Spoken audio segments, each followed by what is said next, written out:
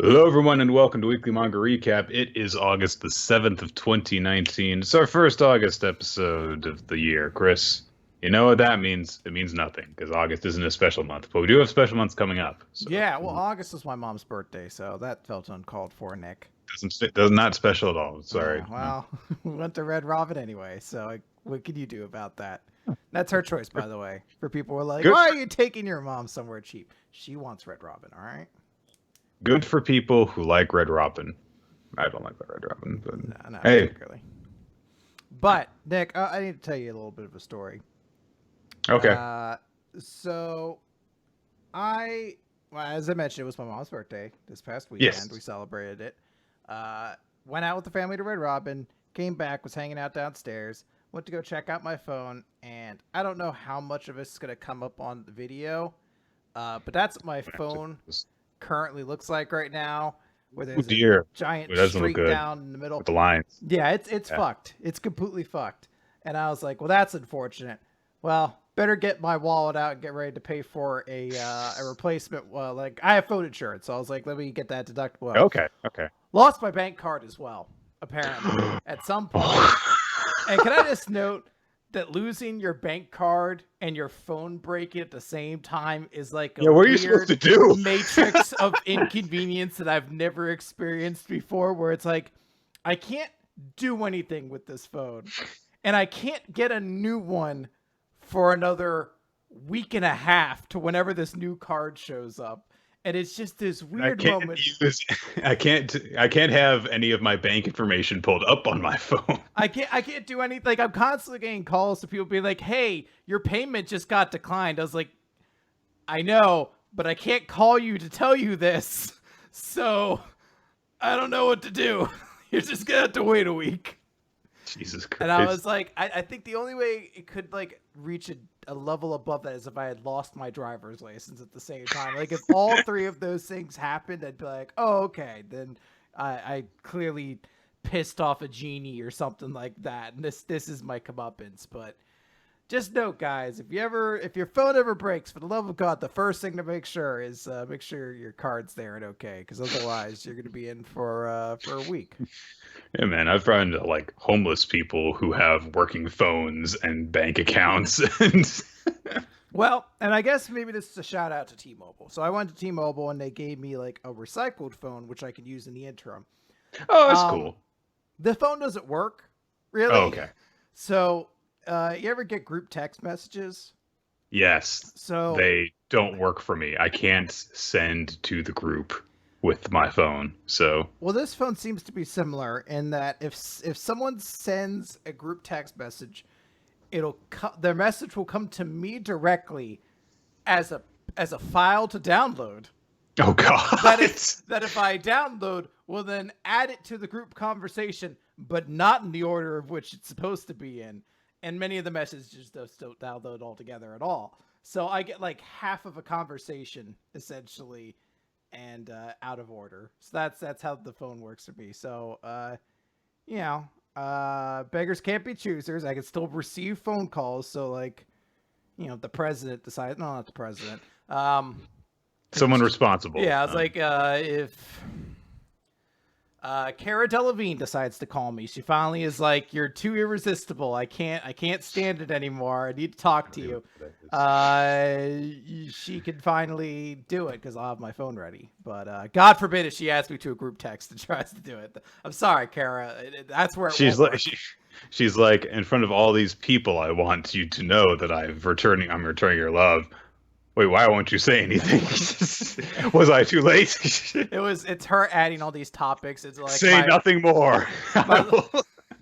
She's like, hey, I know this is unorthodox. I added myself into your little sister's birthday party trip plans just to let you know.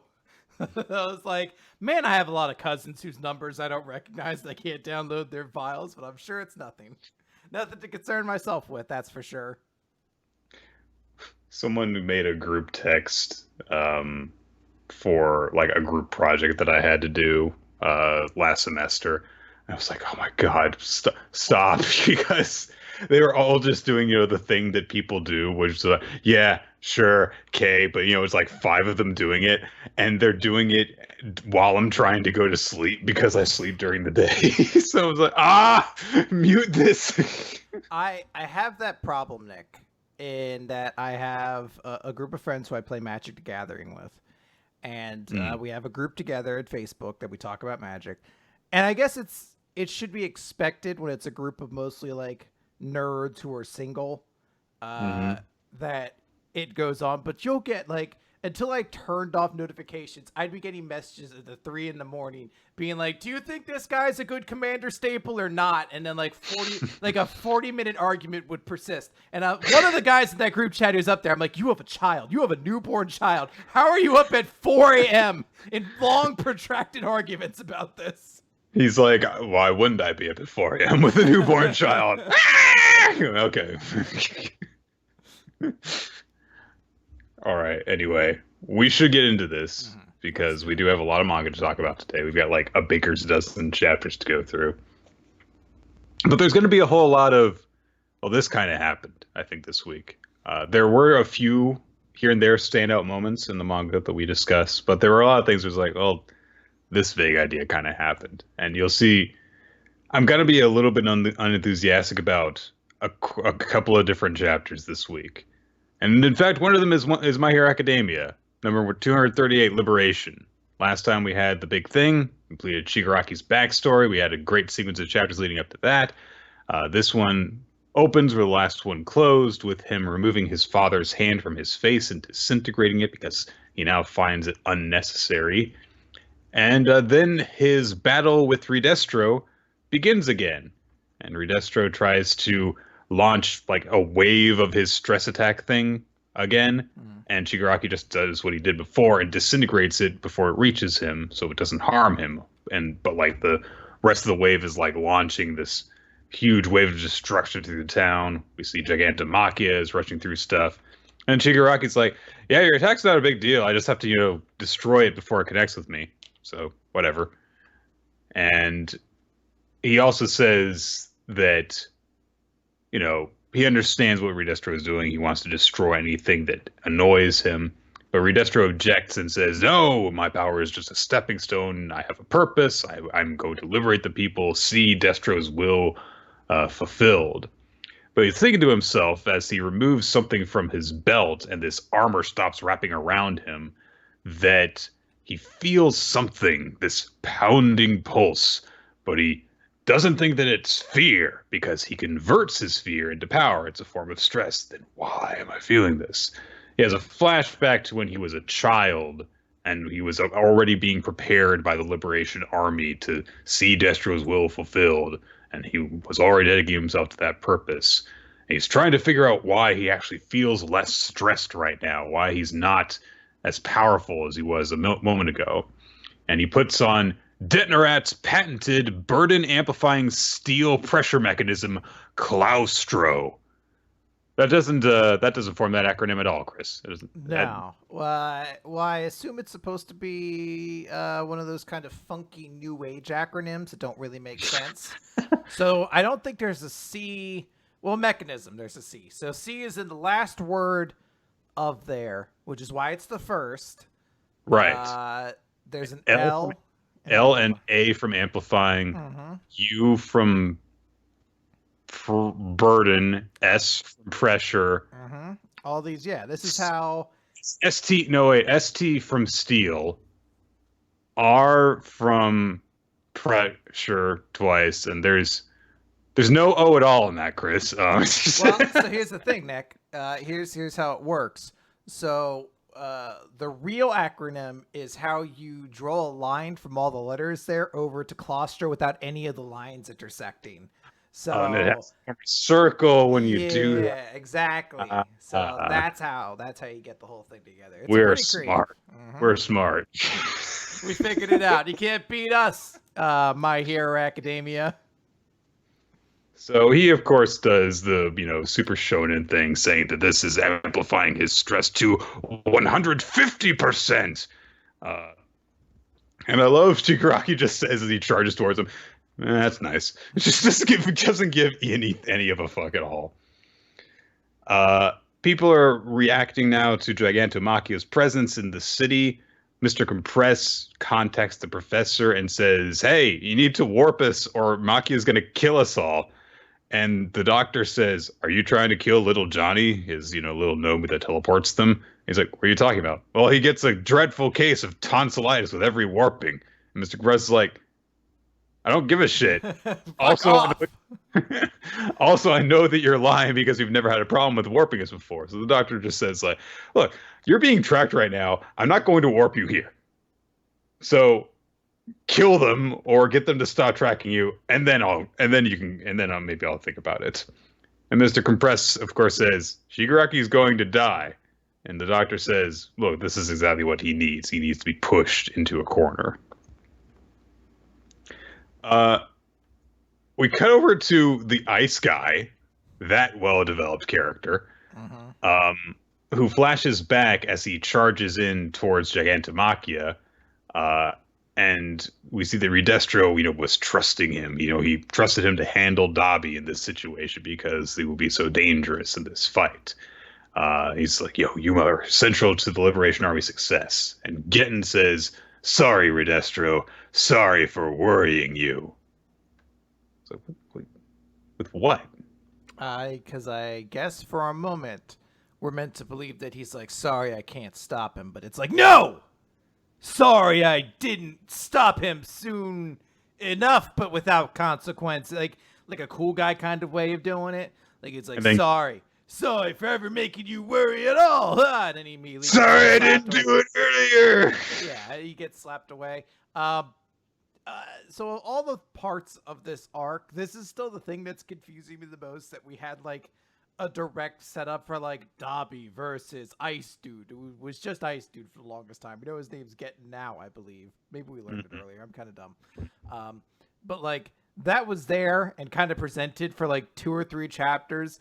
And I feel like at this point it would just be better to just ignore that it ever happened. Like maybe we're still at a point like that we could continue the fact that there were these small little kind of smaller conflicts happening, like Spinner trying to get to the guy who's pumping everyone up.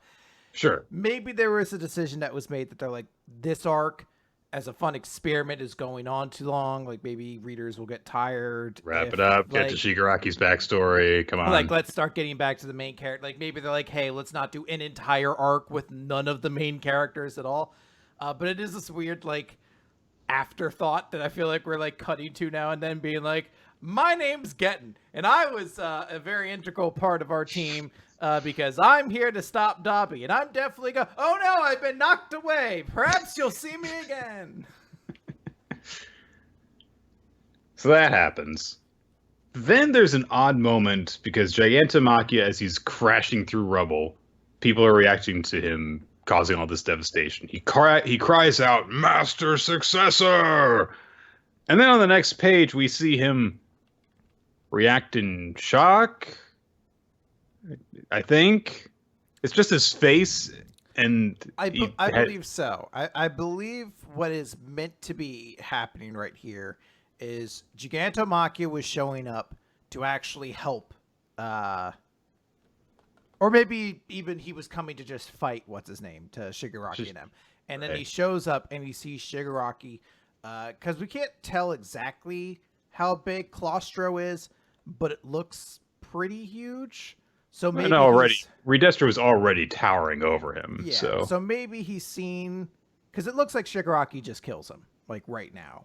It looks like he did something to tear him apart or do something. And maybe it's like reacting to that. Maybe it's a sensation where he's like, "Oh shit!" "Oh, he got good, dude." "Oh wow, that's kind of fucked up, man. I mean, like, I'm a huge guy who lives in the woods, and even I'm just like, geez, dude." "Jesus, my man, come on, dude, stop being broken." Hey. That's Hex. Yeah. So Oh, go ahead. No, I was just gonna say it's not entirely clear what happens in the last panel here. We just have a sound effect of shoom, and Yeah. there's some shaking and what looks like buildings falling and power lines falling. So maybe he's doing more. Maybe it's like not just killing Redestro, but it's also like destroyed other stuff as well. I'm not entirely certain. I'm just saying that it seems as though we're supposed to get that he's going in super strong Gigantomachia and then sees the situation. And even Gigantomachia, who is unhurtable, he's the Brock Lesnar of My Hero Academia. Even he's like, oh shit. I think that's what we're supposed to be getting here. I'm not positive though. Possible. The thing that Redestro is saying at this point is that the goal of the Liberation Army is not to suppress abilities, is to liberate them, but this man, it's as if he's been utterly liberated. Yes, what I'm feeling in my chest is. So we once again get that thing from Shonen Battle series that I hate so much, which is no one will fucking say what they're thinking in order to build tension. Uh, like maybe it's just this different sentence structures of Japanese that make it sound less awkward.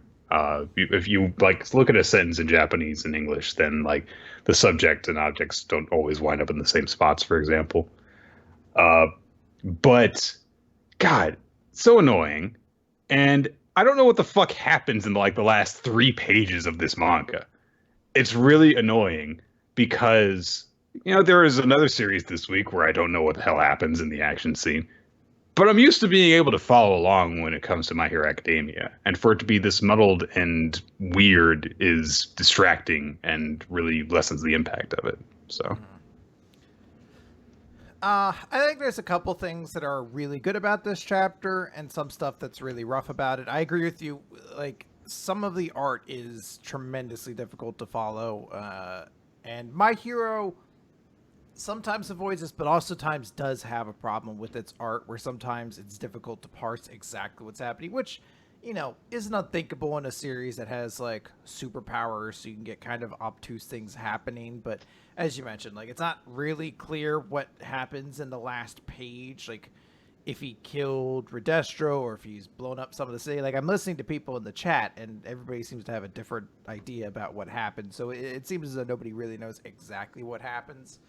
And I mentioned this last week, but losing the hands really did take away like a creative, like a visual interest point in Shigaraki. It kind of is okay at the last panel where you see like the eyes and you get a little bit there, but there's a couple panels where he's like, oh, I'm my free new liberated self and I'm being cool, and it's hard to feel that when it just, I don't know, maybe it's just because we read Bleach for too long and I'm like, all right, just a dude in a black cloak just like shouting like a tattered black cloak shouting like bullshit. I get it, like I've seen it before.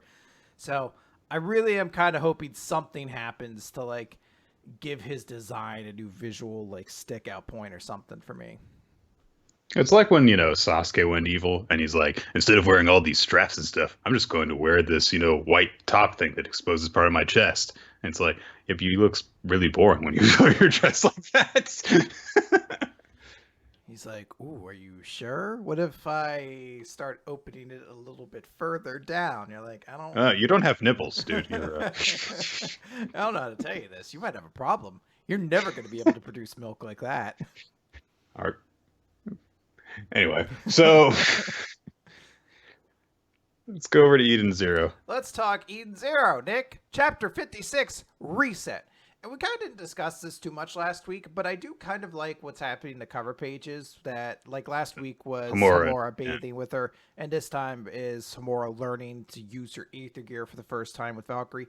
And I do think it is actually a pretty cool choice, if this is what's happening, to use the cover pages to kind of give us snapshots of Homura's life with Valkyrie, while at the same time we're kind of learning that things are probably not going to...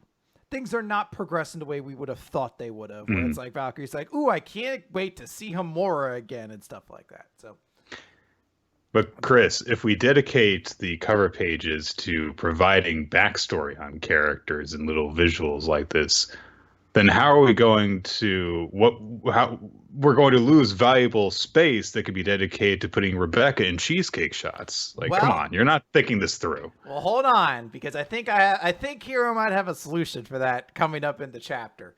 So last week, Shiki and Homura got sent over to where the big boss Bug lives, and they weren't strong enough to beat it. And Shiki, much like how the Dragon Slayers all had a critical weakness to moving vehicles, which was never explained, Shiki has a traumatic fear of bugs, which he does not like whatsoever. So he's passed out. But it's okay, because Rebecca showed up, or Rebecca's going to save the day, until she realizes that it's not actually just bugs they have to fight, in which case she gets very scared again. But Homura's like, no, like, we're going to fight this thing, because once I do that, I can remove his collar, and we're going to be able to do this then. So there's got to be some weakness to that. And the guy who's with her, I can't remember his name. I want to say it's Pete or something like that.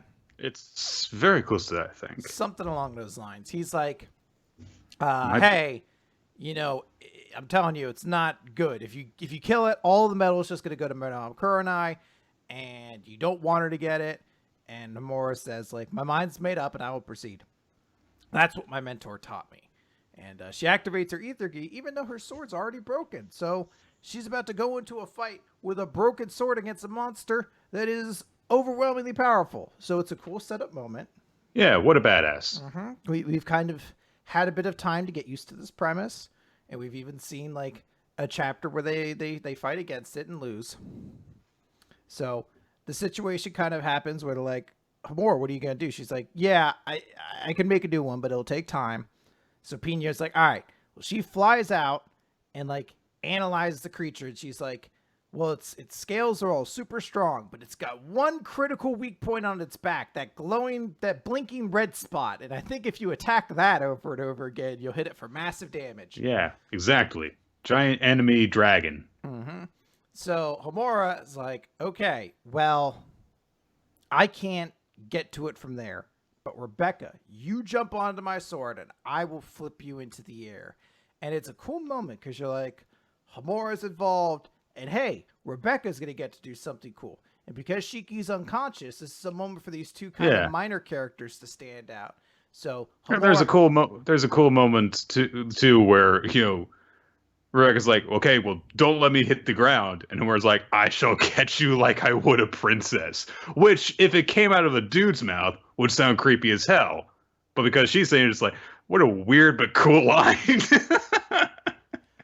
So she flips Rebecca into the air, and Rebecca's like, yeah! Oh no, I don't think I'm going to be able to get there. But Shiki recovers from traumatic bug existence, I guess. I guess because the bugs were killed, and he doesn't see this as a bug. But at that point, I wonder why they were even bugs to begin with. Anyway. Why didn't he just like go, guys, I'll use my gravity powers to just lift us up? Instead of being like, no. Because there was about to be a moment and Shiki wasn't going to be involved. That can't happen. So Shiki jumps up and inverts himself so that he could be a jump pad for Rebecca. So he's, inverted that way, looking up towards her as he launched her off. Sees her flying. But Nick, Rebecca's wearing a skirt. And if we recall, her panties were stolen. So what does Shiki get but a full cheesecake shot from below? Whoa! See, Nick, he found a spot for it. Don't worry. Shiki can go fuck himself, okay? This fucking kid with all this bullshit, no, you're my friend now. Just like, this selfish little XP hoarding asshole has to be like, no, I've got to be involved in the Vital Combat. I'm not unconscious anymore. Fuck off. Let someone else do something. It'd have been okay if he just was the one to launch her into the air. Sure. But he's not, because he also has to do other stuff as well. Anyway, Rebecca gets in the air. She shoots it in the back. Shiki grabs the creature by its neck and basically like DDTs it essentially.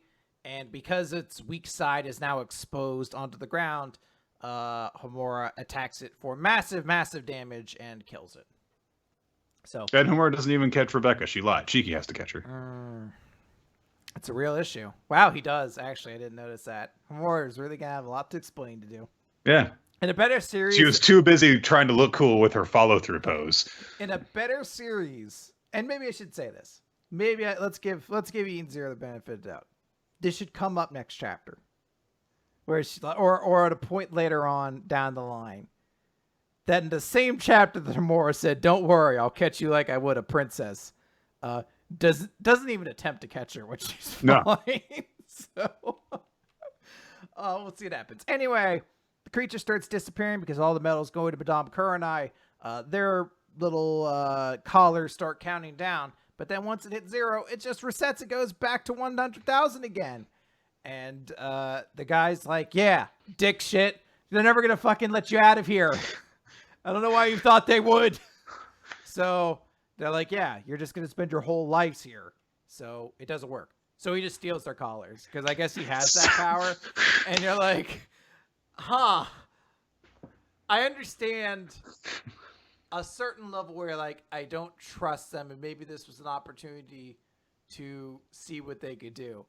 But it was also just noted that all the metal goes straight to Madame Kurenai. So maybe instead of letting her get all the boss why didn't he just say, "Guys, you don't need to fight that thing. Let's just leave, and I'll take your collars off"? Like, come on. Like he gave them. I can understand the level of like, I wanted to see how much to their word they were willing to be, but at the same time, Madame Kurenai just got all the boss loot. So yeah, he's always planning on doing this according to what he says, because he's like, I could have left here at any time if I wanted to, but I thought that we might meet here, so I stayed and waited. So this was his entire reason for staying in this hellhole, and he didn't keep them on track by saying, like, "No, ignore that thing. You're just going to give Kurenai what she wants for no reason. Let me take the collars off for you. Here, it literally takes me half a second to do. Check out these panties I also stole. Rebecca, since we don't have the action shot now of you flying through the air, can you just like lift your skirt and get it over with?" So, it's pointless, all the stuff that they just did. Well, it's not all pointless because he hands Homura the same B cube he gave to Rebecca, so I guess everyone gets one. And Homura's breasts part themselves so that the inner part of her chest can also get a view of this B cube, I suppose. Hang on, my third eye hidden in my cleavage needs to look at this thing. It really, like, I almost wish the question mark, exclamation mark, was just like a burp sound effect to like explain why her breast just like opened outwards. It's like that, boing sound effect, but it's like a boing. Like servos moving and clicking. So we go inside Madame Kurenai's headquarters as she, I believe, has made the guy from previous, the previous situation, into her bondage pet slave, because with like an iron mask on, which is a nice touch. Yeah, because he's a hideous monster now. No one will love him. So she makes a mention that he's like, "Oh, well, he thought he was cute, so I thought I'd keep him as a pet for a while." And we see Nino's like, "That's disgusting." And I can't remember this guy's name, and he's like, "Oh, I wouldn't." It's a really complex name. Don't worry about it. It was like Fuka or Baku or something along those lines, but I cannot remember it. Anyway, who cares? He's gonna be beaten in this arc. He's like, "Step on me." Yeah. Yeah, he's the creepy one. But Madame Kurenai is like, "No, I don't care. I'm furious right now because I heard that Valkyrie's followers are planning an uprising. So I found another source of revenue. Let's burn the labor district to ashes." Isn't that the thing that makes you money? Look, she's like, "I found another source of revenue. I don't need any more." I mean, you could use both. Look, all right, this isn't the most thought out plan, but give her some time, and she's eventually like, "Oh wait, systemic oppression instead of systemic annihilation leads to a lot more money in the long term. So we'll just make everyone pay for insurance or something like that instead." Pay for not being set on fire and disintegrated insurance. Yeah, I'm like, oh, that's pretty You sweet. missed the payment. Well, I'm like, you know what? It's not bad though. It's the best one on the market. So that's the chapter this week, Nick. Great chapter. I mean, that's one way of putting it. Let's talk a little bit of... Go ahead. I was going to say, I do think that there are parts of this arc I really do like. But whereas last chapter was one where they were more good than bad, and it was kind of easier to just pinpoint the bad, this one is more bad than good, and I'm kind of trying to focus in on the parts of it that were kind of okay, rather than being like, why did we fight that giant monster just to give Madame Coronite all the resources from it? I'll give this to Eden Zero. It always gives us something to talk about. Mm-hmm. Let's move on to Beast Children for a little bit. This chapter is all about Wanibuchi, and hey, we actually learned something about him. Look, if Beast Children had 5 more chapters of this, I'd be really upset that it were going to get canceled soon, because this was actually legit good and shows potential for what this series could be in terms of showing what Shishigaya's mentor meant to the individual members of the team. I like the argument that the two of them have over what his best qualities were, because Wanibuchi loves the way that his kicks annihilizes those, and of course Shishigaya idolizes his tackles, and they're like, what? No, his tackling was way better. It's like, no, his kicks were better, and they get into a fight over that, but they kind of bond over it while they're still opposing each other. It's cool stuff. Mm-hmm. And they also end up bonding because Shishigaya is like, hey, your kicks are really, really beautiful. They're really cool. And there's a point where he's distracted from this because he's a big old Sun, and he kicks the ball and it goes off course, and Shishigaya goes and he catches it, even though he can't really do anything with it. And he's just like, it was just so beautiful. It looked really easy to catch. And it's a really cool shot when he does actually bring it in. It's a cool action shot. And there's a lot of good stuff in this chapter, I think. And like I said, if there were more of this going on in Beast Children, I would like it a hell of a lot more than I do right now, where I'm just kind of whatever. So yeah, this would have been a great chapter 6. It's a little late as a chapter 11. Which I know seems weird because you're like, it's only 5 weeks apart, but these early weeks for a series are so crucial that you really can't miss out on these. Anyway, let's talk about a series that also started slow, but it's got Kishimoto writing it, so whatever. So it'll never go away.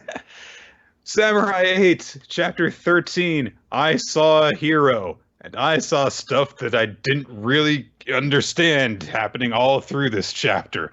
What happens in this chapter? There's a fight, I guess.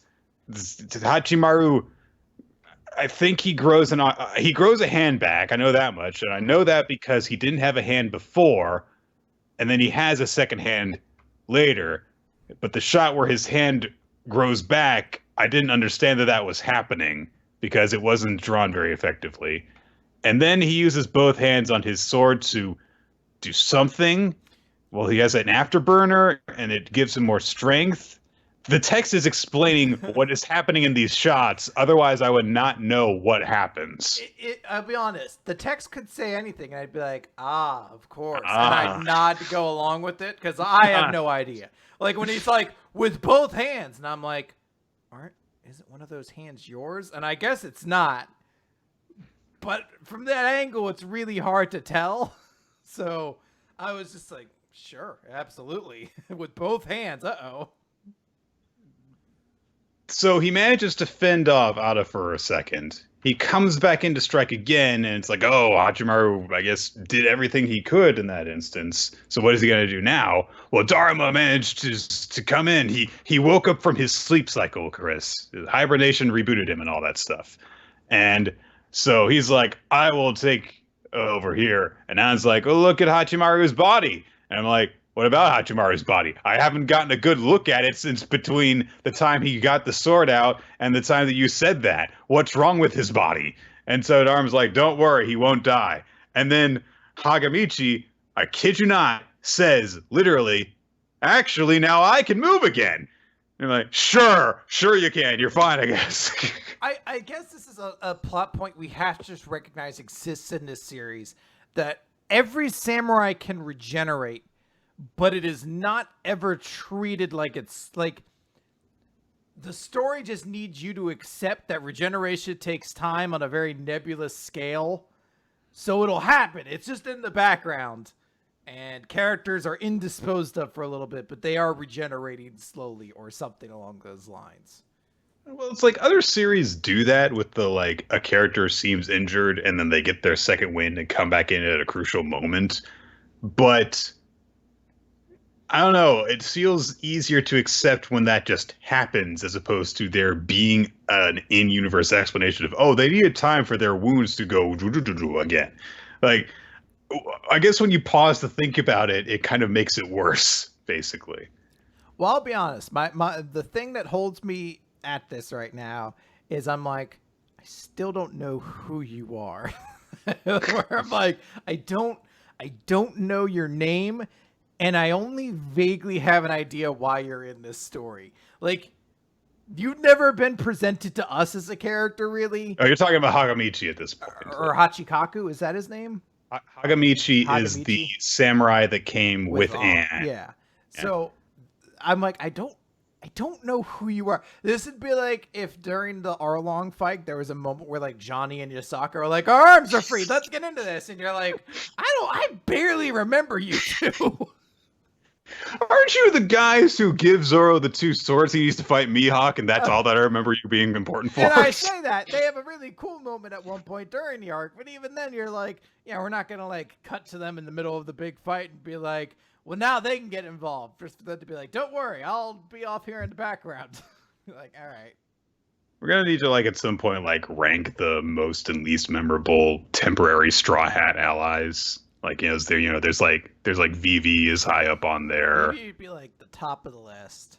Right, but then Carrot. We'll see how high up she stays. When we're years separated from this arc, unless she joins the Straw Hats.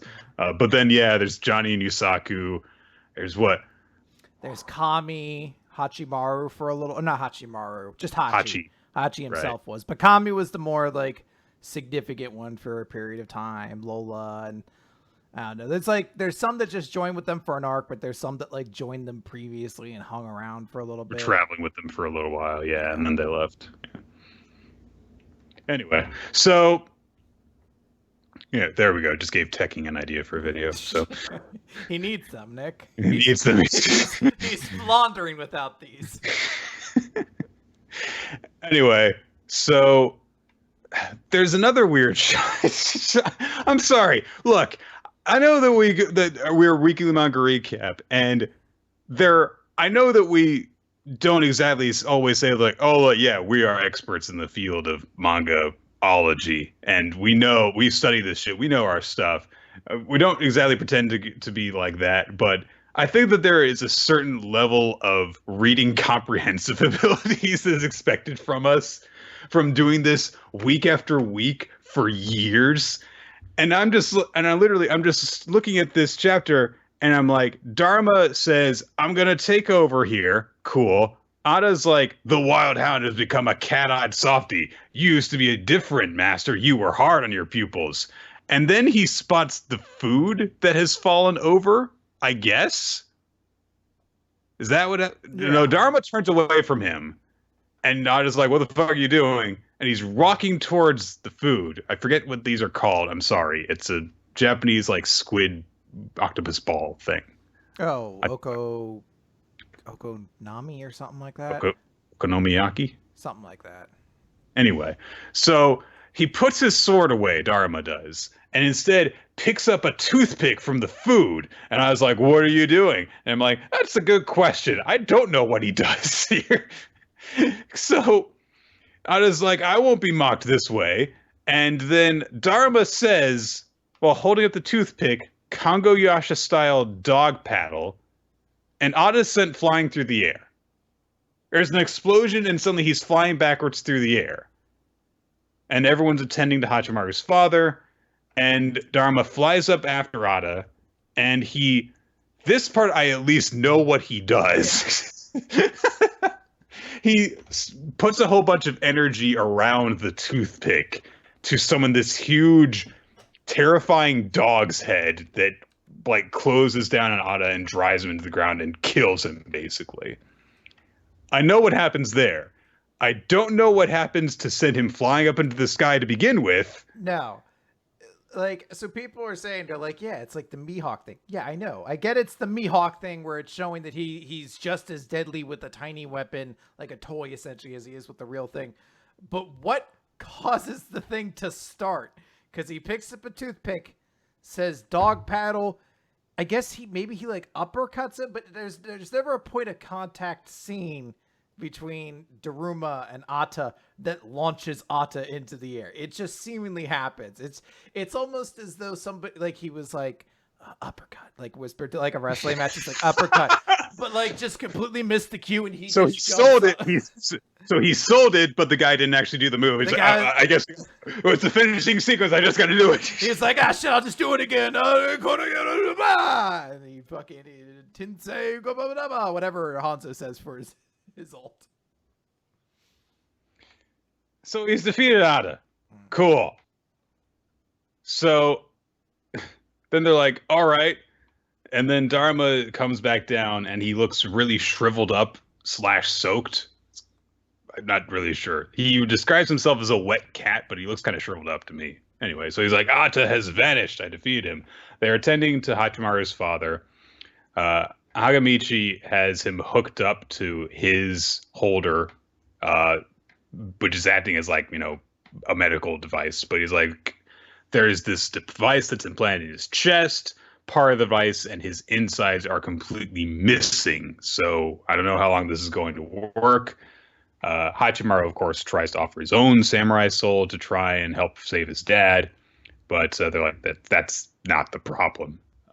It's nice that it's not like you can't just solve all the problems by just, putting good Healy energy into someone in this series.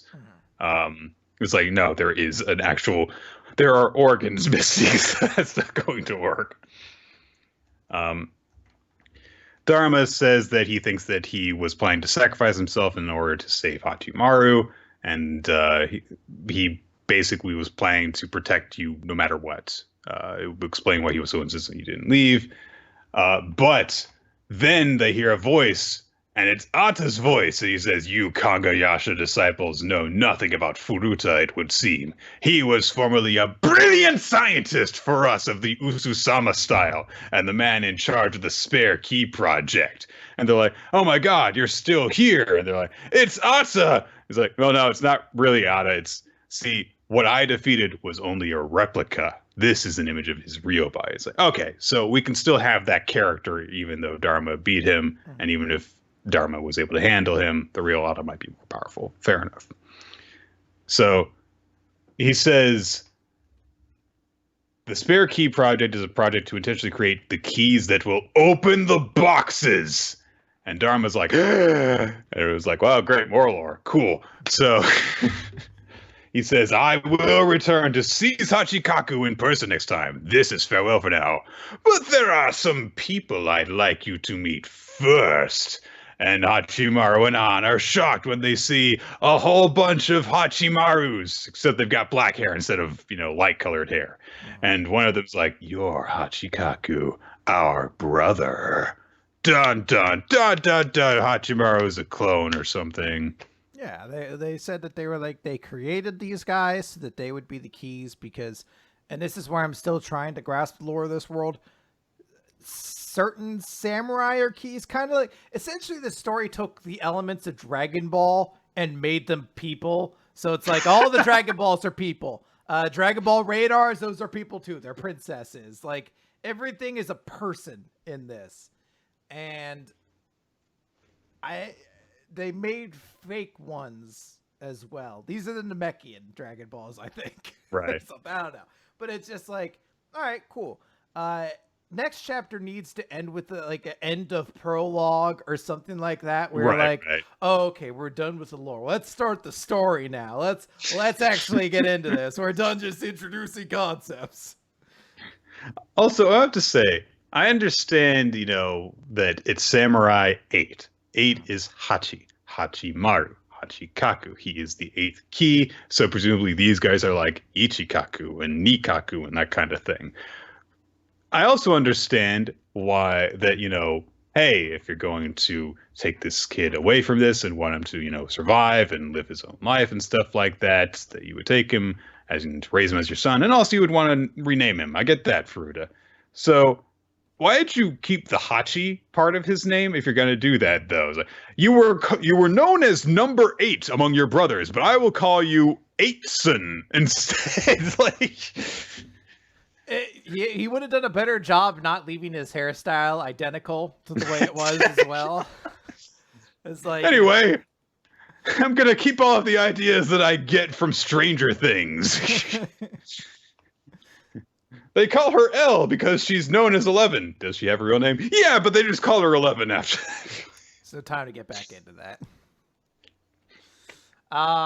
Yeah, it's a chapter. What are you gonna do? I don't know. It's rough. And after I had such good things to say about the last one, it's like, what was happening? It's not even that I don't like this chapter. It's just I can't stress that I'm like, look, either this is unprecedented, and despite having Kishimoto's name, you're being canceled already, and this is why you continue to drop enormous plot developments on us so quickly one after the other. Or fucking drop a prologue so we could be done with it and we just start a story or something like that. Because if you can't end every fucking chapter with one of these things. I've been reading, of course, for a recommendation, Yagate Kimi ni Naru. And I have to say, it's like never runs into this issue of just like explaining things. You just see the characters experiencing life and interacting with each other, and something different happens in every chapter, and it is never boring. So it does get frustrating when it feels like there's all this stuff. It's like, no, we have to hammer this stuff out. Because, I mean, it's like, when like I'm playing a big complex role-playing game, there reaches a point when you're like setting up the backstory and stuff where it's just like, I just want to play the game and play my character. And I don't want to spend all this time. Can we like leave some of this stuff for later is all I'm saying. Yeah, you nailed it right there. Speaking of dropping very important plot events, but this one has a reason for it. The Last Saiyuki, Chapter 22, Before Daybreak, aka Before We Get Canceled in 3 weeks. So it's last time we got the big explanation of Ryunosuke's mother, Momo, and how all the stuff that she went through in order to birth Kohaku and make her super powerful. But there was a problem, which was she actually had memories from what Momo experienced, which was why when as soon as Koharu woke up, she said, I'm scared. So all of that fear that was accumulated gave her power, but also she had fear inside of her. It wasn't just given to Koharu as nourishment, it was passed on as a memory. So Ryunosuke, when he saw this, took a chance. He had an opportunity, and he was like, I know how to subdue Kei's fears. And he pleaded with Master Dotsu to let his son meet Kei. And Dotsu's like, you want your son to become Sai so that you will be protected. And of course, Kohaku was like, yeah, that's me, super selfish and self-centered, yeah. But he used this as a bargaining chip. So like, I will subdue, her fears if you let this happen. And he thinks to himself, that's not obviously what I wanted from Ryunosuke. I didn't want him to become the world's hero. I just wanted to give him an opportunity. If he is chosen by Kei and gets unrivaled power, then Ryunosuke will have a chance to escape this hell. He doesn't need to defeat the last monster. He doesn't even need to fight. I don't care if the world is destroyed as long as Ryunosuke survives. I know this is just my own selfishness. It might not be what he wants in life. It might not exactly be what Momo wanted either. But I know a normal person in this eternal hell would have forgotten why they were still there. The one desire I'm sure Momo never forgot, the shining light of our despair. And so he pleaded with Koharu to give Ryunosuke a future, and that was what was set up. That is why Koharu met Ryunosuke and all that stuff. And they actually used a white Baku to erase Koharu's memories and make it so that she wouldn't be so filled with fear again. and some time passed after that, which was what the reason why she didn't show up immediately after Ryunosuke's mother died. It was because she had to recover from all the treatment that she went under doing that. And so Kaoru did spend a bit of time on her own before all this. So Ryunosuke now has this chance to become Sai, the great warrior, and the Master Dotsu made the condition that in 3 years' time, whoever had the more suitable power would become Sai. It could have been Ryunosuke, or it could have been Sai. It's a little bit of a difficulty here when you have characters' names be the same as the positions and legends that they fulfill. But anyway, so Gohaku's like, I decided to leave Ryunosuke and Koharu alone and watch from the sidelines. For Koharu and Ryunosuke to connect to each other faster and deeper, they needed to transcend their public personas and own interests. I thought the only way to do that was to make them like family. I knew the more hardships and fears that threw their way, the stronger their bonds would be after they overcame them. Once Ryunosuke learned of Koharu's kindness, I knew he would completely accept her. In the end, I was no different from Master Dotsu. I made them suffer for the purpose at hand, took advantage of their kindness, a monster who used them for his own means. Yes, it was I, manipulating things like a puppet master from behind the scenes for hundreds of chapters. Oh, everything is coming together. Can you see? I was like, all right, calm down, Aizen. There was clearly this was not supposed to be revealed nearly so soon. It feels like he just left them alone from this point in the story to this getting revealed. Like they went on like one mission with Fukuda, and that was it. So it's worth noting, we mentioned this is ending, but I think in actuality it's ending next week. Like I think this is the penultimate chapter. It could very well be. That's what I thought I had heard. So I think we might be like, this is them being like, oh, we have to get everything out because we don't even have time. They're like, the next chapter has to deal with that fucking apocalyptic scene at some point.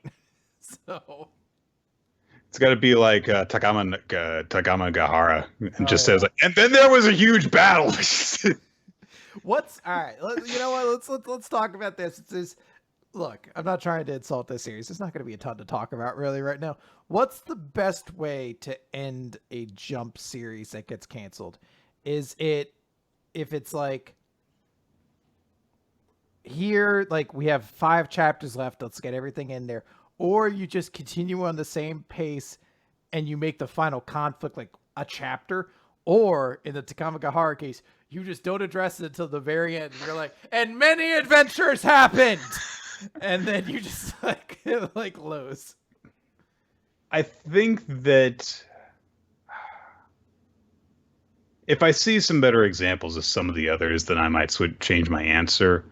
But I think that I prefer the cases that we've been seeing recently with like Neolation, with Higuma, where they don't actually get to the final conflict and it's kind of left open-ended after you provide a sense of closure of something important, and then just be like, and now we're going to go on more adventure. Like the way that Neolation ended, it ended with this very great sense of optimism after we saw, what Neo was all about. And we saw, like, hey, these guys, can work together and look at the kind of stuff that they can accomplish. And they had many more adventures along the way. It left you with this good feeling, at least. Yeah. But then there are the cases like, what's that one series we did? There was, oh God, I can't remember it. It was years ago. I think we covered it very briefly because it was like a 20 chapter and then canceled thing about a guy who would like solve cases by telling scary stories. Oh, something. It was a recommendation we did though. I thought we actually did it for like a Halloween month. It was for Halloween month, yeah, and it was something something I read. Something high school horror teacher or something. So that series had to pretend that the minor cases he had worked on up to that point were like all 7 great legends of scary stories. Like, no, they fucking weren't. So when you try and just like, and this is how the story ends, like clearly this was not the plan. Don't you even pretend that it was. And then there are the cases like with Stealth Symphony, where they have to be like, it's over now, and here's the big twist that I was planning to do. Oh god, Stealth Symphony is like the best though, where it was just like, all right, bitches, fuck off. I don't care if this makes no sense to you. Here it is. He's a devil dragon. He's been beheaded. The main character's dead now. Hey guys, I know we got 2 weeks left, but I'm gonna drop my dick on your faces. Enjoy. So there are good and bad examples of all of those cases, I think. But in general, the acknowledging that the story's not over, but giving a little sense of closure, and then be like, and then they had many more adventures, I think is the best way to go about it, as opposed to, it's over now. Yeah, those ones. We'll see how this one goes. Yeah, you had to bridge everything in 1 week to be like, yep, it all happened. Everything I intended. This is exactly what I wanted to do. So that's the main thing that I have to take away from this chapter is like, wow, so there's a lot of stuff that they had to explain here that feels really unnatural being explained this early when it was clearly meant to be revealed at least 2 years down the road. But anyway, there's a little bit more conversation between Fukuda and Kohaku, where Kohaku's like, do you feel the same way about Ryunosuke and Koharu? You're different from me and Master Jotsu. That's why I told you. That's why I called you here that day. That's why I entrusted Ryunosuke to you for one mission. But all that said, there is a really cool moment at the end where this has all been explained to Ryunosuke at the same time as Kohaku was explaining it. And he goes to see Koharu with Kei and with Estelle. And he says, hey, don't apologize for not telling me. Look, I'm a coward. I knew that there was something wrong deep down, but I didn't want to confront it. I was scared, but I was relieved to find out that this was all just everyone trying hard for the sake of others. And he reaches out and he takes her hand and says, I know that you're not human. These hands that are colder to touch than anyone else's are actually kinder and warmer than everyone else's too. So don't come here all alone. We were worried about you. No matter where you go, no matter how much time passes, I will always be with you. Because you are my little sister. It's very sweet and heartwarming. And there's a lot of great artwork in just the two of them standing next to each other, holding hands, looking at each other. You know, Ryunosuke looking legitimately brave and cool as opposed to like putting on a front. And Koharu just having a full page dedicated to her opening her eyes and crying tears of joy that her brother loves her so much. And then it ends on a really awkward note because Estelle's like, guys, promise me this. End of chapter. I will say, like, that's sort of been the best part of this series is the relationship between Ryunosuke and his little sister. So, like, when they hit on that, you're like, yeah, I guess I am kind of sad to see the series go. So, you know, that's, like, the part that you're like, ah, cool. Like, this is, like, if you're going to end, this is the best place. Like, use the part that people enjoyed the most is kind of like the part you hang yourself on. Like, all this lore and everything, you're like, yeah, it's there. It's interesting, but whatever. But when you actually put that front and center, you're like, yeah, it was a pretty good story. Mm-hmm. Daijiro Nanoe, like, let's see, he's had a couple of different series try and run and jump. I hope that they get something that works and catches on. The first series that I read from them was Muto Black, which I fucking hated. So clearly, I like this a lot more, and I hope that the next series that they run catches on and they get something because it's clear they've got a lot of potential. So. This I still think should have been the series to catch on. It's kind of a shame it should it have didn't. been. I think it, in my mind, it's because of the tone. I know not everybody agrees with that, but like the tone shifts. But I do think this would have been the series I think that had the most potential, really. Mm-hmm. All right, let's move on to talking about We Never Learn, Nick. Question 122. Thus, they quickly celebrate a pizza bet. There you go. Quietly, not quickly, but yeah. Sorry, quietly celebrate a pizza bet. I don't know. Yeah, so quietly celebrate. Eat your pizza with dignity. That's the way to do it. No. Yeah. So we open the chapter with Kirasu Sensei, and she's gone over to the Super Kawaii Mart. Does kawaii mean different than kawaii? Super kawaii. Hang on. I'll look it up. Go ahead. Because I'm like, I assume it's not supposed to be a pun, but that's almost exactly what, like, kawaii is just an extra I, isn't it? Right. Anyways, she goes there. It's a grocery store. She's passing by and she notices. She's like, oh, hey, birthday cake. and she picks one up for herself. And she heads home, and she takes off her shirt because we need one of those shots. And then she sets everything up on a table. She puts little streamers out. She puts a birthday hat on. She pops a birthday noisemaker, and she says, "Congratulations and happy birthday to me." It's very sad. And then goes or whatever. And before we get to like the big twist, I'm gonna say Miharu, I think, and Yuega pop out of the closet. They're like, "Oh my god, this is too sad." Going back to her celebrating a birthday party for herself. Nick, what's the saddest birthday party you've ever had? That I've ever had? Yeah. For me? Yeah. I don't know. I don't care much about my birthday anymore, so that's kind of like faded in terms of importance anymore. So I had a birthday party very similar to this, where I went to the grocery store, and because I normally don't care about it, but I went to the grocery store, and you know those cookie pizzas, where it's just like a big cookie essentially, and they put frosting on it. It's like the size of a pizza, but it's kind of like a cake kind of thing. I was like, I kind of want one of those, so I bought one for myself. And then my family discovered it, and they're like, "This is the saddest thing in the world. You bought yourself a birthday cake and ate it alone?" I was like, "Yeah, it was my birthday. What do you want?" It would have been better if you had not tried to be happy at all. Well, it's just like, yeah, it was a pretty nice thing until you guys had to come in and bitch all over it. Like, I was pretty happy. Great, yeah.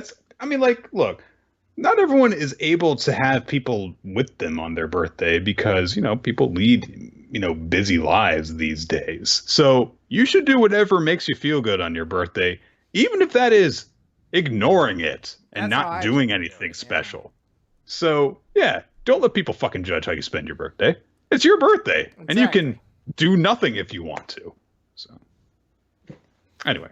Yuega and Miharu are in her closet, and we find out that Yuega was just walking down the street studying when Miharu was like, "It's you.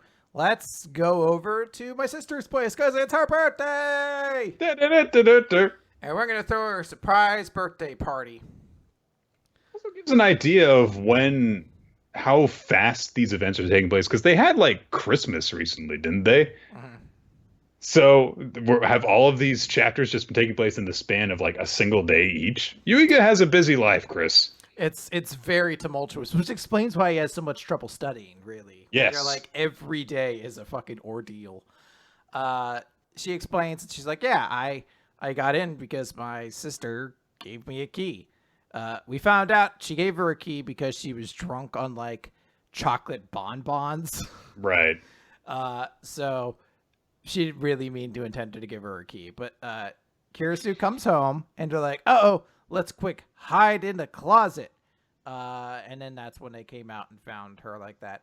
And I do love that it fades back, and it's like Kirisu like, I get the picture now. I'll be taking this key back now. That's the first thing, is her being like, "Nope, give me that key back." But they're like, "Hey, let's celebrate a birthday party for you, And Miharu gives her a gift. She's like, "Oh, cool. What is this?" And it's a little doll of Miharu. She's like, "Now you can have a little substitute sister me to lavish with love in my absence. And I have a little one of you that I cuddle with every night when I go to sleep." And I love Kirisu's eyes have just become voids. And she's like, "Thank you." Just like just acknowledging that her sister is a weirdo. She's like, "Oh, everyone in this town are weirdos. It must be a curse." I will say I actually love the Kirisu doll because its arms are crossed and it looks disappointed in you. It really does capture her identity. Yuiga's like, "Hey, sorry, I didn't have the chance to get you a present." She's like, "You don't have to worry about that. There's no reason." That's okay. Just get your dick out, Yeah. So he gives her one of those, like, the things that kids do where it's like, "My birthday gift to you is a thing that says, I'll do whatever you want me to." They never do, by the way. No one I ever got a pass from one of those actually agreed to do the thing I wrote on it, so those are fucking worthless, by the way. But he's like, "Here, it's a wild card pass." So Miharu immediately thinks it's a sexy, like, hall pass kind of thing. Kirisu thinks it too. Well, I'm not sure if... in my mind, I like to think she does it because it's such a Maharu thing to image, do. The image appears behind both of them. They I are know. both thinking the exact same thing. It's And then just- Kirisu gets really flustered and says, "It's inappropriate. What are you thinking? I'm your teacher." Clearly, she is thinking it too, because Kirisu has hormones. Because, it's a harem series, Chris. I know. Look, Chris, Look, I accept I'm that, just saying, I accept that it happens. clearly, Seikijo doesn't love Ogata, but I'm just saying. look, Kirisu is capable of being a pervert. I'm just saying. I think that's the case that's happening. I just don't want it to. Like, I'd like to hope that after like a year of sexy misunderstandings that have all been reasonably explained away, that her mind wouldn't immediately go to the first dirty place it could, knowing full well that Yuiga is the most baby innocent person on the planet. And he was probably exactly thinking like, oh, but it's a hall pass that says that I'll peel the skin off of grapes for you anytime you're too tired to, which is exactly what he does mean. Well, once he clarifies that, she's like, done. So Yeah, like he explains, he's like, but you could use it whenever you need help cleaning the bathroom or anything like that. She's like, absolutely accepted. So Maharu is like, oh my god, this is scandalous. I'll bet that he gives her Mexican car washes every night. Oh, that's a callback right there. She's like, may I have one of those tickets too, because I don't want, I have to keep this relationship platonic until graduation. So Yuiga's like, I mean, I guess, which is weird because now you're just volunteering. Yeah, he should have just been like, I mean, was it your birthday recently? So there's a whole moment when she's like, Kirisu like puts the food down. She's like, that's enough. When you're both finished eating, I think you should be going. Like, you have an important meeting, Yuiga. You have work to do. This isn't the time to be worrying about my birthday. And Maharu runs up and force chugs the rest of her glass. She should have choked on this, basically. Yeah. Like, she just tilts it up and forces it upon her, and she downs the whole drink and just fucking obliterates Kirisu because it was alcohol and she cannot take any alcohol, let alone a whole bunch when it's chugged into her like that. So Kirisu passes out, but then gets up, grabs the two of them by their heads, and pushes them both into her bosom. No, Chris. No. That would away. make sense for her hands to do the same thing. But no, she makes sure that Miharu is properly positioned so that Yuiga goes straight into Marshmallow Hell. She is like, no, you get all the boobs, buddy. Get in there real good. So she pushes her head into all their boobs, every boob, and she's like, thank you. You're dedicating your precious time to me. It's bittersweet and beautiful all the same. I haven't had such a fun birthday in a long time. And immediately passes out. And they put her in bed and they finish cleaning up a little bit. And Maharu's like, hey, I just wanted to thank you, Yuiga, because, my family has been a lot happier thanks to you. And my sister seems to be really able to enjoy her work more than ever before. And of course, Yuiga's like, I haven't done anything though. And, more importantly, I thought you were opposed to your sister's career. And she's like, right, that's true. But now I take it back, because if my sister is absolutely content with their path, then I suppose it must be her true calling. So seeing her sister happy has given her the confidence to fully support her. Yay. And Yuiga's like, oh, okay. And he's about to leave. He's like, maybe she's not just mushy from the alcohol. Kind of seems like maybe she's just being really honest about how she feels. And even kind of passed out, she reaches out and grabs Yuiga by the arm and hands him back. Get away. Get back in the cleavage. Get in there. Die in my breasts. That's her submission move. I'm stunned that there wasn't a diva during the Attitude Era whose finisher was a breast suffocation attack of some kind. It really goes to show how cultured Vince McMahon is. Absolutely. And you hard cut to him using the N-word on television once just for a weird angle with John Cena. It wasn't even for an angle. He just did it to be a goof. She hands him back the wild card pass. And, he had put a blank box in it that says, I'll do anything you said. So she wrote in it, make sure you pass all of your exams. Or make sure you all pass your exams, rather. Yes, him and all the girls. And it's very sweet. Even Yuiga gets to be us for a second, where your eyes kind of water, like, it's fucking beautiful, man. And he's like, yeah, in the end, she gave you the present instead. He's like, yeah, even though it's her birthday. So Maharu's like, well, if that's the case, then we should get started on one of our standard all-nighter study sessions. Blah. That's the end of the chapter. Chapter has its ups and downs. It's, a goofy one-off, but it's very sweet in the end. Really liked it. It's annoying that this is a series that could be this stupid and trashy at times, and yet still have the most emotionally earnest moments of maybe any chapter this week. Where they're like, fuck, man. How do you earn all of this? I don't get it. It goes through it. It's just like, okay, whatever. She's drunk. It's like, oh, she really cares. There's a moment when it's like, thanks to you, my family is better. Like, oh, my small heart has been shattered asunder. All right. Let's move on from there to Dr. Stone. Z equals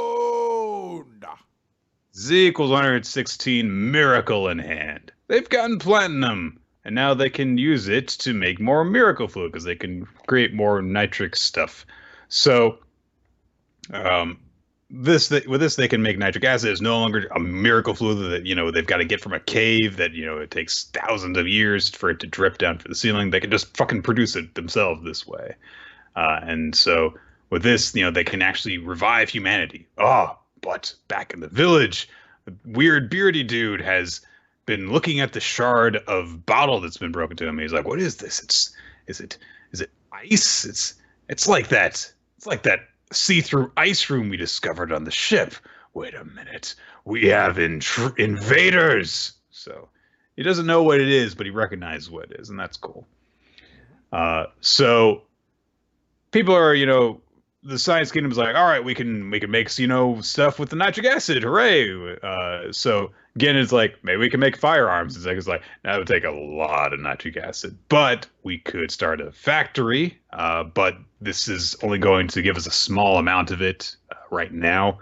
We need to be able to mass produce this. In order to do that, we need to revive Kaseki. So he's definitely gotta get one. He's gotta be okay. So you're gonna get Kaseki. Oh, Kaseki's been broken and he's no! Peanuts! So they're just dropping shards of people into the ocean now. Just throwing them overboard. So Suika, and of course, is distraught over this. And Seki's like, yeah, I guess it makes sense because they're just useless statues to them. But Gen's like, okay, well then we would be able to go dive down and get them now. They're not being guarded anymore. Isn't this good? And Soyuz points out, I mean, we'd have to gather up all the pieces before the currents wash them away, though. So Suika concludes, well, in that case, we're going to need Ryusui, because he could read the sea currents and he could tell where all the pieces went. And sure, wouldn't you know it, she actually spots Ryusui being taken away from the ship and taken ashore. And they've taken his clothes because they're douchebags and his clothes were nice. So they tie him to a tree despite the fact that he's, stone and his arm's broken off and stuff. And they make an announcement saying that there are intruders amongst them and intruders must be dealt with. So he says, if this stone statue is not your comrade, you will have no qualms smashing him. And he gives an axe out and tells the people to one by one break pieces of Ryusui off. And of course, Kohaku is like, and she wants to go after them, but Amaryllis and Ginro hold her back to make sure she doesn't ruin a plan. And Ginro actually points out, hey, it's okay, just because he's in pieces, that doesn't mean he's dead. We can put him together and revive him. So calm down. But at that moment, she gets contacted by Senku, who's going through her earring. And Gen overhears this and he's like, what? What are you doing? So it's Kohaku's turn in the line, and they're like, oh, what is it? Do you not want to smash him? Are you one of the invader? Just does a flying knee into his head. Just immediately, flying missile drop kicks the head off. Then she just gets this goofy look on her face. Just like, breaks him into pieces, and all of the people in the village are like, "What?" Except for the one really doofusy guard who's just like, "Oh, cool." And of course, Ginro and Amaryllis are completely shocked. They're like, "Oh my god!" And Kak is like, "Smash him up! What you want now, bitch?" Got anyone else I could break? So, of course, Amaryllis and Ginro are shocked, but she whispers to them, explaining, "Listen, without Ryuzu-Riha, we'd have trouble putting tiny fragments back together, which is why I was sure to deliver only clean breaks." And we cut to a bunch of the mouse motor things, as well as Suika, who also moves fast when she wants to, I guess. And she's gathering them up, and she's like, there's all this really heavy stuff in here, and stone fragments of Ryusui, like his hand and his eye. And of course, Suika's like, "Ah!" And Seka's like, "Cool! Thanks." So... Again, it's like, so you're having our freaking RC cars carry fragments of our friend over, and Seka's like, "Well, what else are we supposed to do?" And with this, he's like, "Yeah, we're just gonna take advantage of the fact that they petrified our friends to perform Operation Chop Chop Escape." And they make several trips with the little mice motor things in order to ship pieces of Ryusui over gradually. And Kohaku is just thinking to herself, "Yeah, Ryusui's going to be like, 'Well done breaking me into bits the way you did. Thanks to you, I get the honor of being the first person to get revived twice.'" And sure enough, they dress him up, put the fragments together, pour the revive fluid on him, and he's like, "Thanks to you, I'm the first human to get revived twice."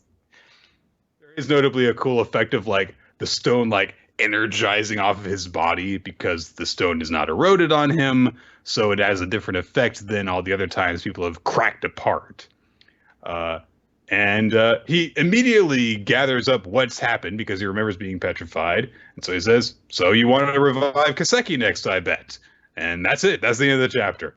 So this was a weird trip, but here we are now. Ryusui's okay now, Chris. Second most popular character. He had to be revived first. True. So I am a bit confused, and I can't tell if it's just an error or if it's something they don't explain. But how Ryusui got his other arm back? Because the statue was broken before they even started breaking it. And it's kind of tough to tell because you don't see his hand that usually had the black marks on it. Right. But from the way they show him, we see both hands. So either it was unintentional that they remove that, or the new stone process gets rid of that. Right, because he's been revived now. Mm-hmm. And if that's the case, they just didn't explain where the other arm went, which isn't like a huge plot hole, but it was something that as I was reading this, I was like, it was initially missing the arm, then had another one knocked off. And I understand why that one got, because they just grabbed all the parts there. But where did did they find the other one, or... It's a little confusing.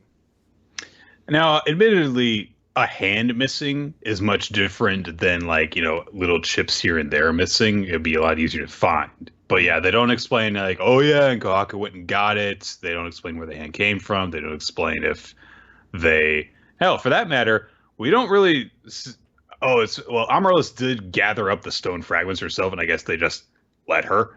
But you would think that the hand would be somewhere else than that, because it had broken up. It is strange. Someone's saying that you do see the jackal guy carrying it, which I didn't notice before. But it's like, if they're already dumping all the other pieces in the ocean, it is weird that they would bring that piece. I don't know. It's an oddity to have been like, to have not just got it. Okay, to not have just have been like he's in one piece. Then I don't know. It was a very confusing little thing that if you didn't pay attention to that, you're like, wait a minute. So Ryusui is missing his whole hand now? Like, that's pretty crazy. It's like, nah, it's fine now. He's like tries to do his whole, snapping gimmick. He's like, "Hey!"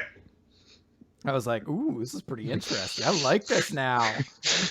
Drama. Put a hook hand on my arm now.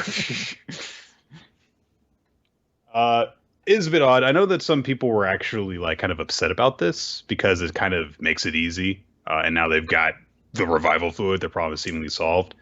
Not quite, I would say. They still can't mass produce it yet. They have to revive Kaseki and stuff like that. And also, Dr. Stone's always the kind of series where it's like on to the next thing and on to the next thing. Oh, So the pace of Dr. Stone is always yeah. something happens like each chapter. Like ever since the prologue ended, that's its pace. So. Someone actually, I forget who it was in the Discord chat, pointed out, it's like it's kind of the same issue that was raised in the last chapter of Black Clover where nothing has consequences. Well, that's kind of different because death was presented as a jostling of the status quo. And then it was like, well, no, it's not, apparently. Whereas Dr. Stone doesn't have a status quo. It just constantly is moving.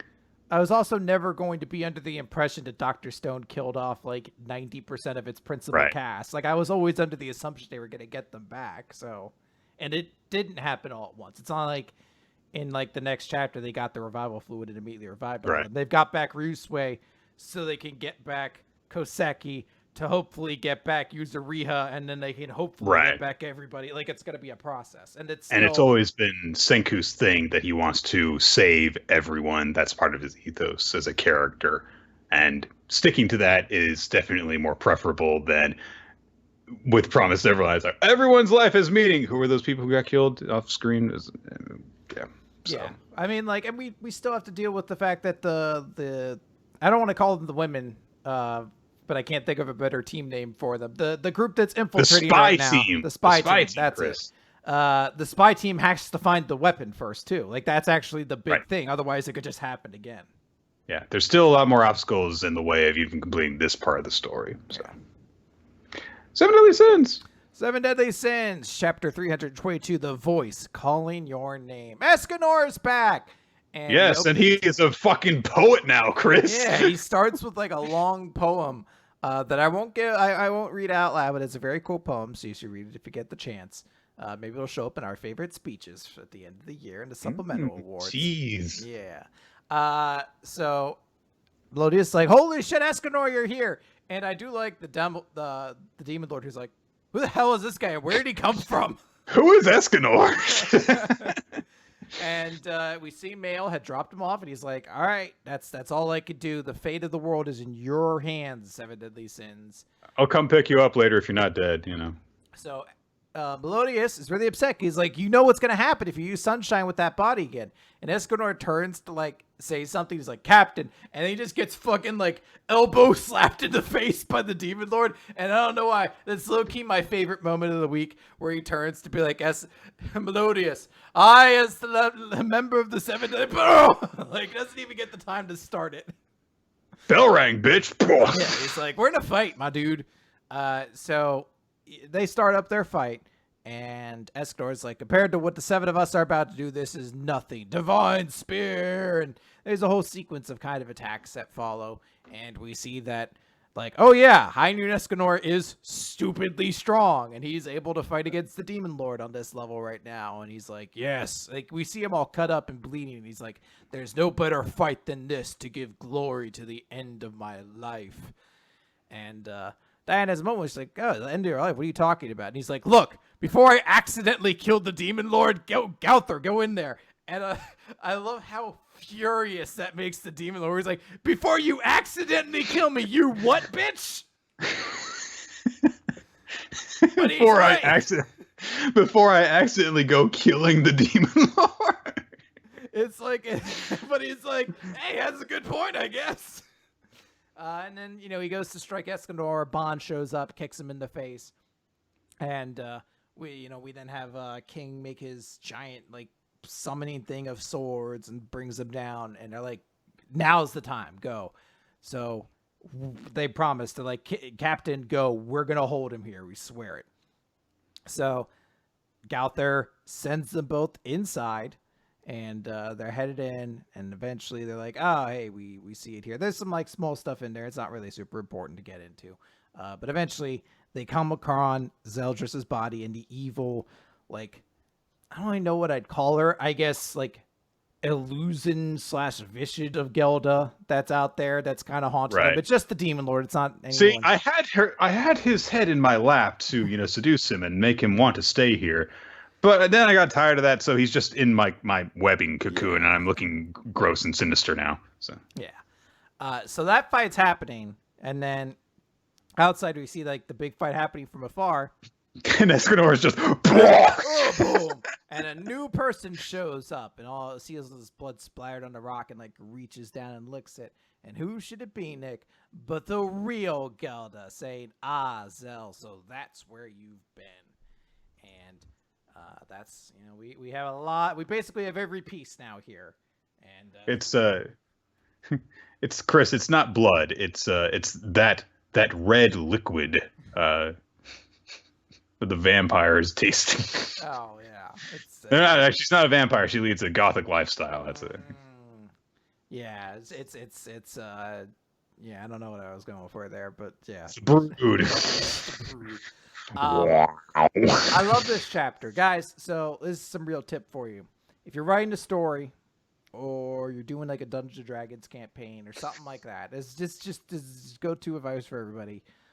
Include big titty chicks who drink blood. No, if you're looking for like the way to make a big fight feel epic, one of the best ways to do it is to, instead of have two people against each other in like a who can win kind of way, make it one side's goal to protect something for a certain amount of time. Like I always think back to when we were doing the campaign, Deathclaw campaign, and we had a mission. We had to protect Angry Joe's character until he could cast a spell, and it's one of the most awesome fights I've ever been a part of, because there's so much drama and suspense to trying to protect something, as like a fight just continuously whittles you down further and further. And that's what I'm excited about here, is like, okay, so we have all these super strong characters here, but how long can they keep the Demon Lord from getting to Melodious? Like that's the exciting part right now. Yeah, and it's cool. It's and also like Escanor just looks like a badass in this chapter which thank goodness he does, because otherwise the whole late arrival thing would have been a real letdown. But no, lived up to the hype. Oh yeah, so. Like him walking in and just being like, "Hey, hurry up and get in there! I don't want to accidentally just kill this dude and waste your Bitch, whole goal." What? Bitch, please. All right, The Promised Neverland, chapter 145, respective reasons. So Norman is setting off to the Trifari. Everyone is trying to go and stop him from killing everyone. We catch up more with Ray and Emma in this chapter as they're setting off from Norman's headquarters to try and catch up with them. And they run into the problem of time. It's going to take them a while to get to the demon capital, and they have a head start getting there. Norman's group does. So in order to get to the Tefari, they're like, okay, I mean, if we go through shortcuts and everything, we could make it in 3 days. But at that point, Anna, is that it? Did I remember her name? I'm trying to see who you're even referring to. Sacrificed her hair girl that became important because she was a popular character for one mission, and then she was forgotten about again as soon as that mission was over. I think the only other character I know of is Anna, but everything you just described to me sounds like some like fan fiction where I'm like, I don't remember that happening. Did that happen? Anna.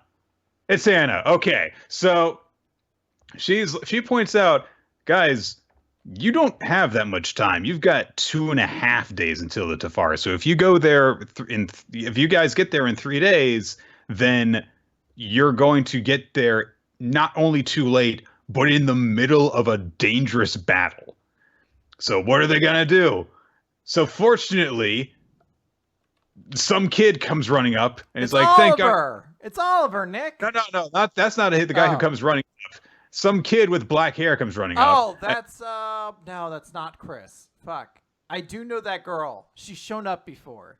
So they're like, come quick, and they leads them over, and oh my God, it's Oliver and Zach and Nigel and Jillian. Bravo that you got all of them. I had to look up Zach, Nick, I'm not gonna lie. I was really proud of myself that I got Oliver. I was like, holy shit, that is it. That is Oliver. That's not Lucas. They were two different characters, and that's Oliver. And I was really excited. And I was like, shit, it's the girl with the hat. What's her name? And I was just going to sit here. If no one said anything, I was going to sit here for... important out of all of them. She's gotten the most development, Chris. If no one said anything, I was going to sit here for an hour and a Nigel's half. one flying ace. How dare you forget him and his hat? So they've got horses, Chris. They've apparently been learning to ride horses while the men Ray have been away. You know, like you do. So, on page 6 in the big panel, what's up with Zach's horse? It's just like, like it's like one eye didn't get the eyelid. None of the horses look like they want to be there, I should know. I was like, did we find the critical weakness of the Promised Neverland that the person who's drawing it was like, I'd never have seen a horse in my life. Emma brings up the point, like, hey, I thought that you guys, didn't want to save the demons. You're like, especially you, Jillian. And, of course, we get a little flashback of Jillian being like, I want to fucking, protect my friends. And she explains, like, yeah, I do kill demons, and I'd kill anyone that would hurt my friends, but I also want to help my friend who wants to help her friend. And it's like, aw, there's a little moment. Like, she's not an incredibly important character. She didn't have to go on an arc or anything, but it's like, it's nice showing the bond between these kids. She has a character to speak of. Anyway, Oliver is there, and he's in charge for some reason. He's Oliver, the Ryusui of the Promised Neverland. Oh, yeah. You know what? I think in the Promised Neverland's eyes, they think that's the case, though. They're like after Ryusui came out and Agaki's like, yeah, I created this new popular character. Everyone's like, it's like a big jump meeting. They all do like a brunch, I guess. And like the guys beyond Promise, they're like, yeah, we know what that's like. We just created this popular new character called Oliver that people can't stop talking about. Oliver is like the guy who follows Magma around of Promised Neverland. The Stone Age LeFru? Yes, him. So there's that going on. Oliver being among these four horsemen is like when Jeff Jarrett joined the Four Horsemen. Like, that's every group of the Four Horsemen eventually has an Oliver. And I'm trying to figure out what the mathematical equation here is, like the Oliver principle, that like as you added Oliver, the group's interest like inversely falls in accordance to it. Like, why did Promised Neverland kind of drop? Oh, well, it's the Oliver principle. You put Oliver in the group. It's like when the NWO grew to have more than 6 people. Wait, are you talking about NWO or NWO Wolfpack or NWO Latin or new NWO? NWO Japan or Blue World Order or NWO Black and White or... Oh, man. Wrestling's so scary. Over 40 members. Anyway, they're going to try and find Norman. Meanwhile, what's going on with Norman? And actually, there's a thing that comes up here that they point out, like, why is like Norman moving up things so quickly? Because they not actually Emma's group, but the people who were left behind at Norman's headquarters, led by Violet. Good to know she's still kicking around. Being like, hey, yeah, it's kind of weird because everyone's like, it seems like everything's kind of going according to Norman's plan, so why is he rushing things? And Anna is like, maybe it's because of that incident where the demon saw us at the base before we came here. Maybe that would be it. But Pepe? Maybe? Eye Patch Dude is like, would that be the only reason why he's in a hurry, though? We also have people bring up the thing that Vincent has been working on, the thing he's been working on, and he's like, it's complete. I brought it, so can you confirm it later? And they're like, yeah, everything's going great. We catch up more with Norman's group. He's talking with his generals, and they're essentially all like, hey, thank you for bringing us all the way here. And Vincent says, thanks to you, we were able to live. And they're like, we don't have much time left. Our bodies have turned out this way, but thanks to you, we can change the world. Even if we meet our end here, you and the other farm children can go to a new world and beyond. That is our earnest wish and hope. So there's the thought that, Norman is moving things up because his army is going to get sick. The same way we saw the Lambda brutes have their seizures. It seems like they're getting worse. Their medicine's not working as much anymore. But Norman gives a speech to all of them and says, hey, we're going to win this without shedding any blood. I won't let anyone die in this battle. You guys don't have to thank me. If you want to thank me, do it after we've won. We're going to create a new world. All of us are going to go see with our own eyes. We're all free, and now we're going to end this millennium of suffering. The time passes, and he goes off by himself, stares at the night sky, thinks back to his life with Ray and with Emma. Mostly Emma, because he's in love with her. And he thinks he thinks to himself, and all of a sudden he falls to the ground. He's clutching his head, and he starts nearly barfing. And he looks down at his palm when he holds it up to his mouth, and it's covered in his own blood that he's just spat up. And he just says, "I'm sorry." And it's now the day of the Tefari. Dun. And we see an explosion go off to seemingly start the assault on the Capitol. So it seems as though, Chris, Norman didn't exactly escape that experimental lab without having a few side effects. So, yay! Norman's not going to make it through the series, probably. So. No, it doesn't seem like that's the case, but who knows? Maybe we're still in for some real surprises here towards the end. I do appreciate that we're adding this stuff to Norman to make sure it's like, hey, he is the antagonist right now, but not trying to get away from that. He's like, hey, he's still a sympathetic figure. So, yeah. In Norman's mind, he's doing the right thing. Right. And he's rushing things because he doesn't think that they have much time left. So, yeah. Black Clover! Let's talk Black Clover, Nick. Page 215, 213, 215. There you go. 215. 3 problems! Oh, is that all Black Clover's got? Nah, I'm just kidding. Just 3 problems. So, we open with the Wizard King, who's alive, and he's like, I survived somehow. He just says it! Although I shrank. And Yami and William Vengeance are like, what? No, you were fucking super dead. I saw you. Because he's like, you were definitely dead. Like, he's like, you were super fucking dead. And you entrusted me with something. Like, what the fuck are you doing? He's like, oh, wow, you're really scary. Completely negating the hubris of that moment or the, not hubris, the moment, the emotion of that moment. And Yami's like, yeah, well, I just figured I'd never see you again. And we see William Vengeance is like really upset because he's like, I never thought I'd see you again. And we kind of address this, like, yeah, there's a lot of drama to the scene because William Vengeance betrayed the Wizard King and the Clover Kingdom entirely for the sake of his friend.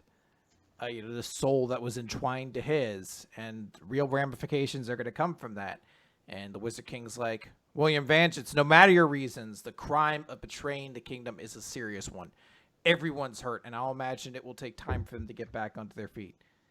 And your punishment is you have to help everybody fix their house. I'm like, you fucking cocksucker. Community service.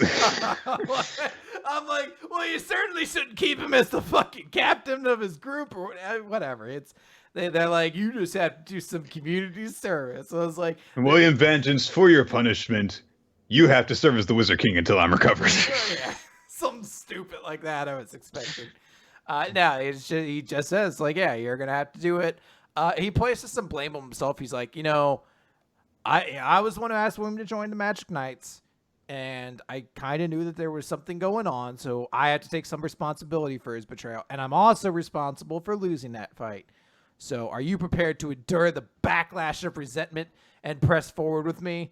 And it's like, I don't know. It's sort of the thing where I guess people are going to, like, the tides will turn because he never faced that resentment previously.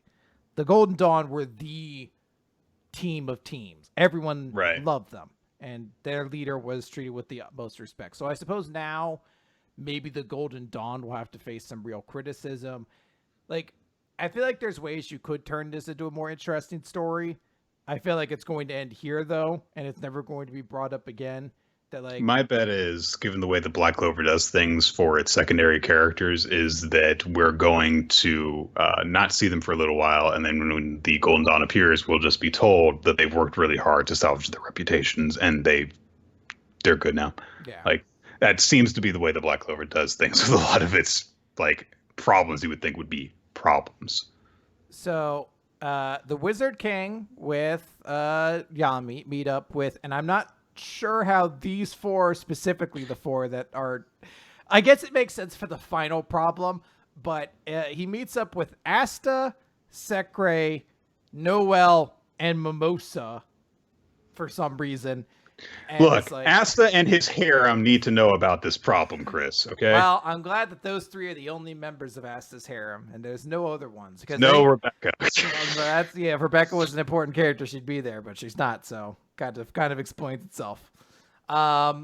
It's weird that joke went from being a joke against me to now being a point of pride, where I'm just like, I'm 100%, I'm like, Rebecca isn't important, she'd be here, she was important. Well, the fact that every time she shows back up, she's got to be labeled. I think that... Or someone has to point her out to us. They'd be like, did you guys not notice it when Rebecca was in that bottom corner, like where Panda Man usually is in like a group shot, like 70,000 characters? There's like a Panda Man. They're like, that Rebecca's the Panda Man of this series now. So the Wizard King's like, there's 3 problems. The Wizard King is gone. And they're like, but you're right here.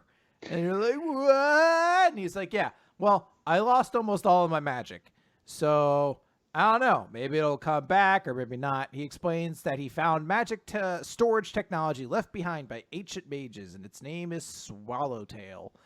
And I think this is something of significance that I don't remember it coming up before. Like, Sekre recognized it. I think that this was brought up during the flashback as like because it was using her sealing magic. I think it was something that she was working on with Lumiere. Yeah. Possibly.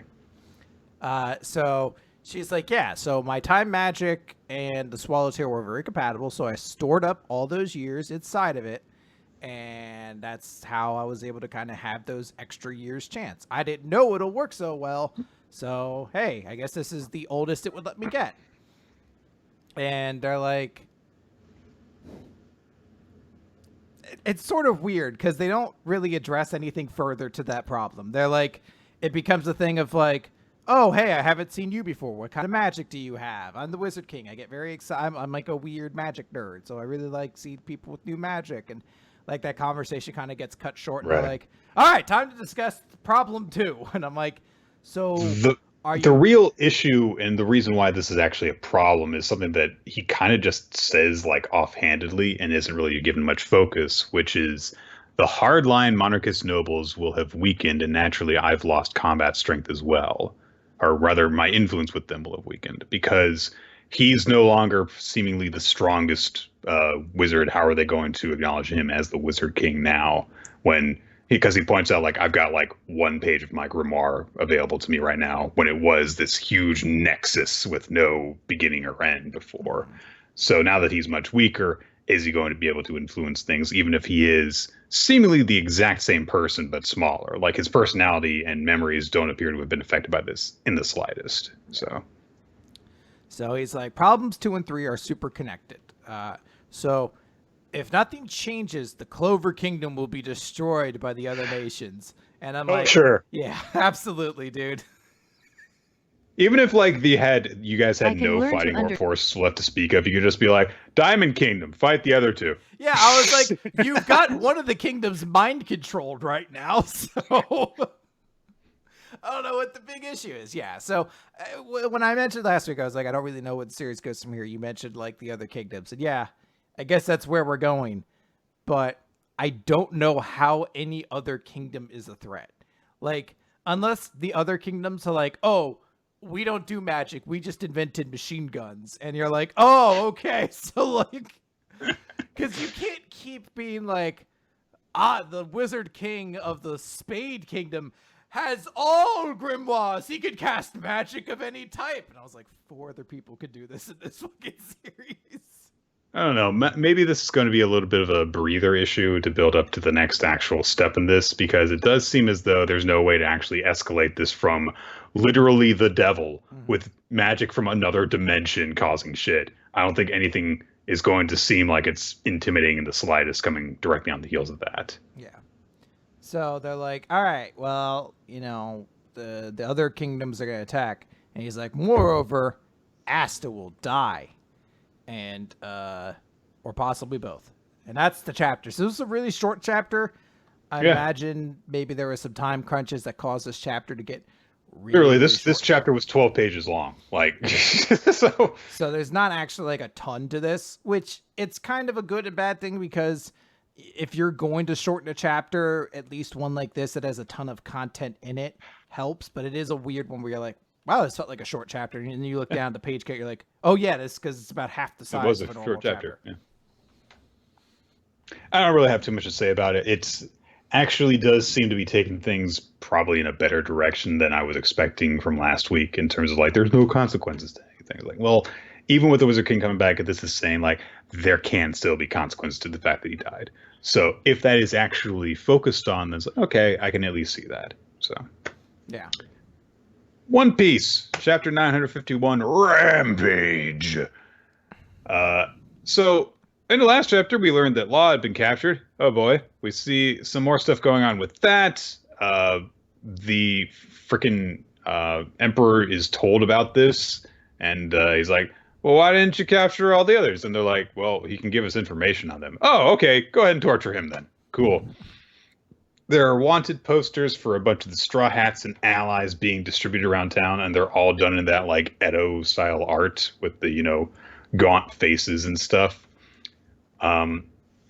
We see Sanji talking with Shinobu a bit about what's going on. And they bring up like because Sanji says, "I thought that when Toniyasu gave that big speech when he was killed, that all of the prisoners were going to be declared innocent." And Shinobu's like, "Yeah, I guess it didn't work out that well." Apparently, they didn't take his word for it. I thought so too.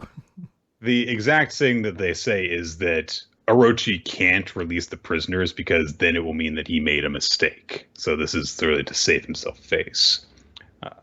So there's that. There's also stuff going on. They point out skyboats being made in preparation for the fire festival. And Sanji's like, oh, well, that kind of sucks that they're going to hold this festival right after some important people just died. And Shinobu says, well, actually, no, because the fire festival of the flower capital is a ceremony to mourn and remember the dead. It is the time when our wishes and feelings reach them more than ever. This is definitely not going to come up in the next few chapters, Chris. This fire festival is just going to be completely forgotten about. Yeah, Not having. this is 100%. This is the scene that happens at the end of this arc after Luffy's beaten Kaido. They hold the fire festival to honor the fallen, like Yasui and everything like that, and all the people who died trying to protect Wano, while like the people we just found about at that last chapter who like went over to Onigashima when they were told not to. This is 100% what's going to happen, and even knowing, I'm willing to put a pizza bet that this is going to happen. Like I'm so positive on it. Even knowing that, I'm still going to be choked up when that scene happens. It's going to destroy me. Like I'm already knowing that it's going to happen. And they're going to release all the lanterns, and then through the lanterns you see a dark shape. And Shan Yu is there with the Huns in order to invade using the festival as a cover. Oh, whoa, wow, wowee. That's crazy. Wow, this Mulan remake took a very different turn than the one I was expecting. Just cross it over with One Piece. That's crazy. Disney has that power, though. They could do this. Probably. So we see Beppo and some of Law's other men have been released from the prison, and they run into Nami. And they just say, yeah, we got lucky and escaped. But during this conversation, Beppo brings out the symbol that they had been distributing in order to try and gather support. And he says, before that daimyo named Yasuye died, we showed the riddle image to the people in the cell with us, and they have actually altered it. They've added some lines into the snake part of the emblem. And so they're like, that suggests that the meaning of the code has changed. The Wano people understood it. It was in Yasuye's final message.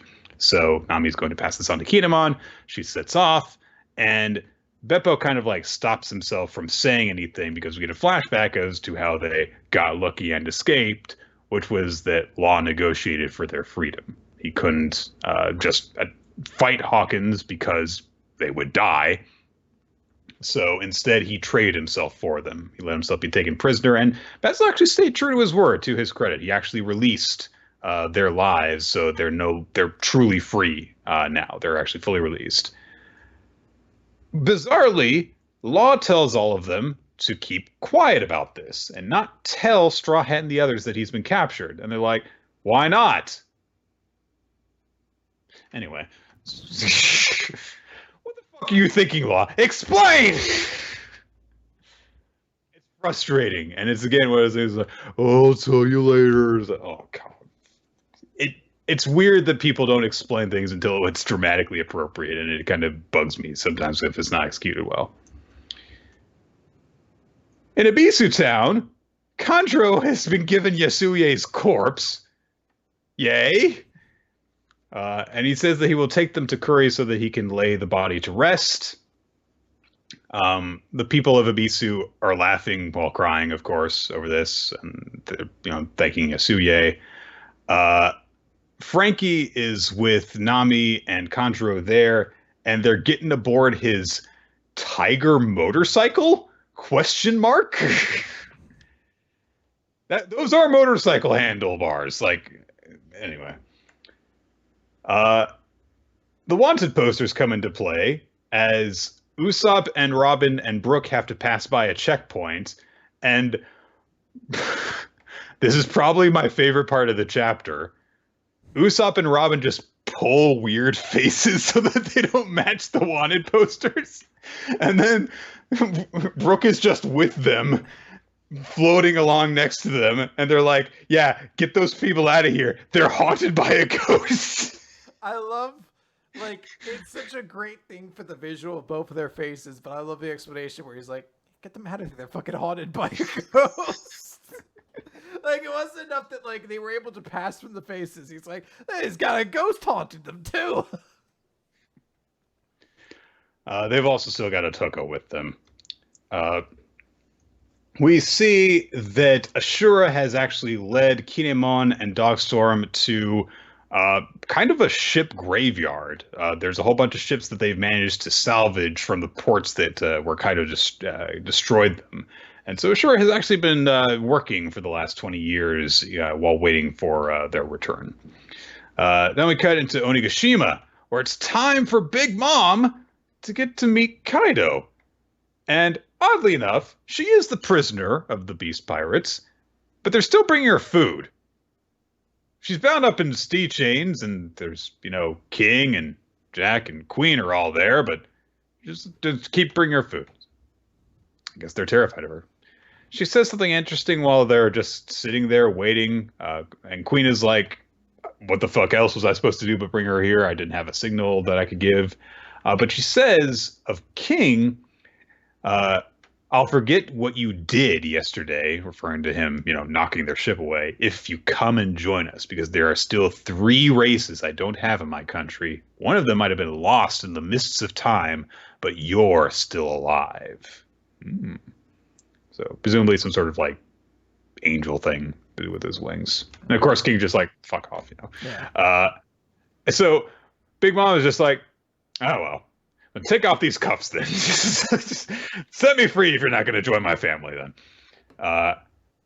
But Kaido comes in that moment and he says, what are you doing? Release her.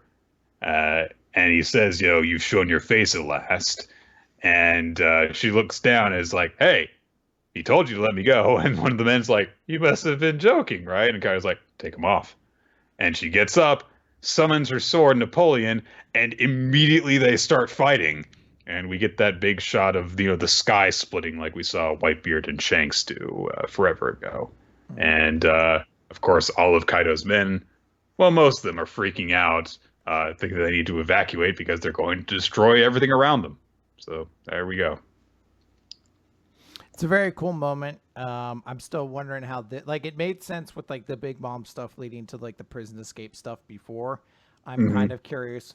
I thought that was the way to write her out, so I am curious to see how they proceed from here. Yeah. This chapter didn't do a whole lot for me. But I did really like the moment of Robin and Usopp and Brooke sneaking by. It made me laugh. So. Yeah. All right, Chris. It's that time of the month again. It's time for World Trigger. World Trigger! It's chapters 182 and 183. Tamakoma Branch Part 6 and Tamakoma Branch Part 7. So, makes it easy enough. These are basically the last 2 chapters we get before the final Rank Wars battle. And I have to say, there's a lot of stuff that happens in this. I mean, a lot of planning for Tamakoma's team. Some interesting ideas are brought up. I started to get really impatient while reading these chapters, Chris. It's rough when you only get 2 a month, and then there Yeah. was the month where we didn't get any. So you're hmm like, oh god, I just want to get to this fucking fight. Fight! Fight! There's some interesting stuff that they do as they're planning. They bring up in the meeting, or Chica does, that yeah, she's gonna try and shoot normal bullets as opposed to just her lead ones. They spend time talking about, Yuba. They spend a lot of time talking about frickin' Nina Mia's bullets and how uh, Hughes actually flat out admits, he says, like, if we get into just a one-on-one, then he would probably beat me if we got into his attack strategy because he's got the two types of bullets. In order to properly defend myself, I would need to employ two different shields, and if both of my hands are using shields, I can't use my triggers to attack. I'd have to just be going full defense, and he would slowly chip away at me. So Yotaro's like, well, couldn't you use an offensive trigger in each hand and fight back that way? And he's like, I could, but then it would be whoever can strike first. And also, if I'm going just pure offense, then someone's going to attack me while I'm undefended to take me out. And Osama, when he hears this, remembers something that was said about basically the same way.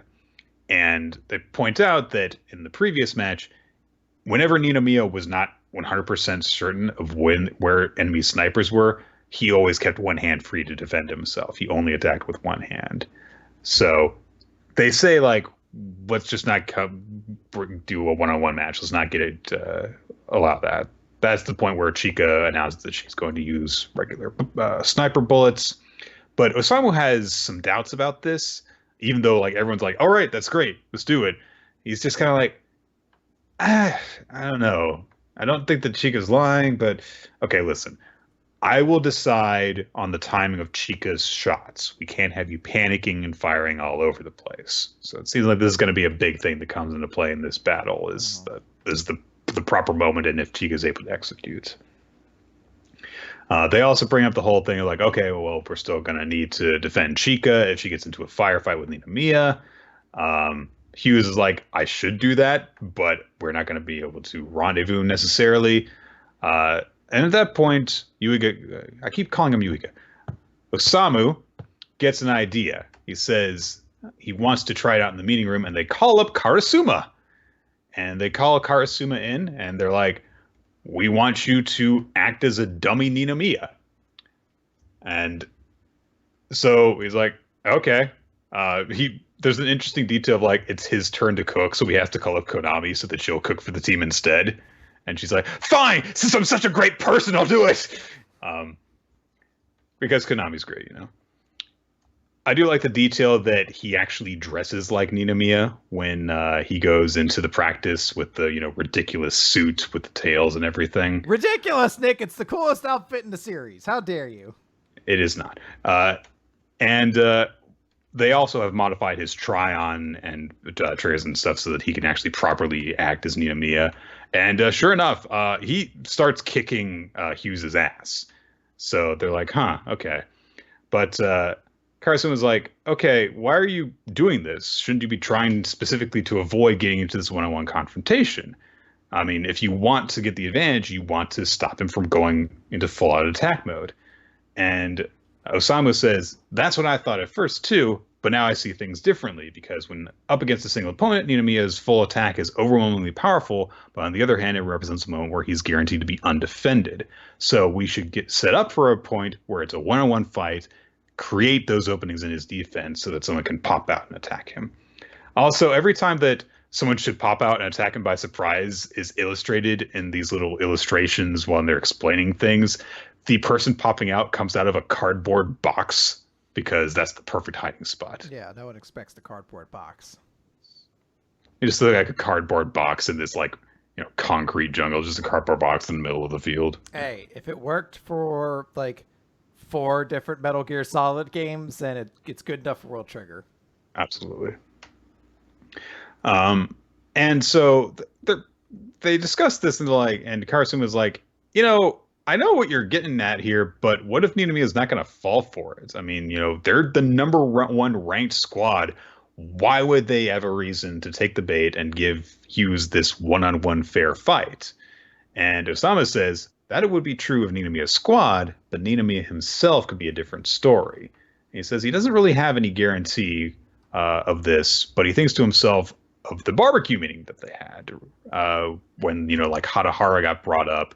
The other members of the squad were like, yeah, they accepted it. But then Ninomiya himself kind of acted more emotional about it when bringing it up.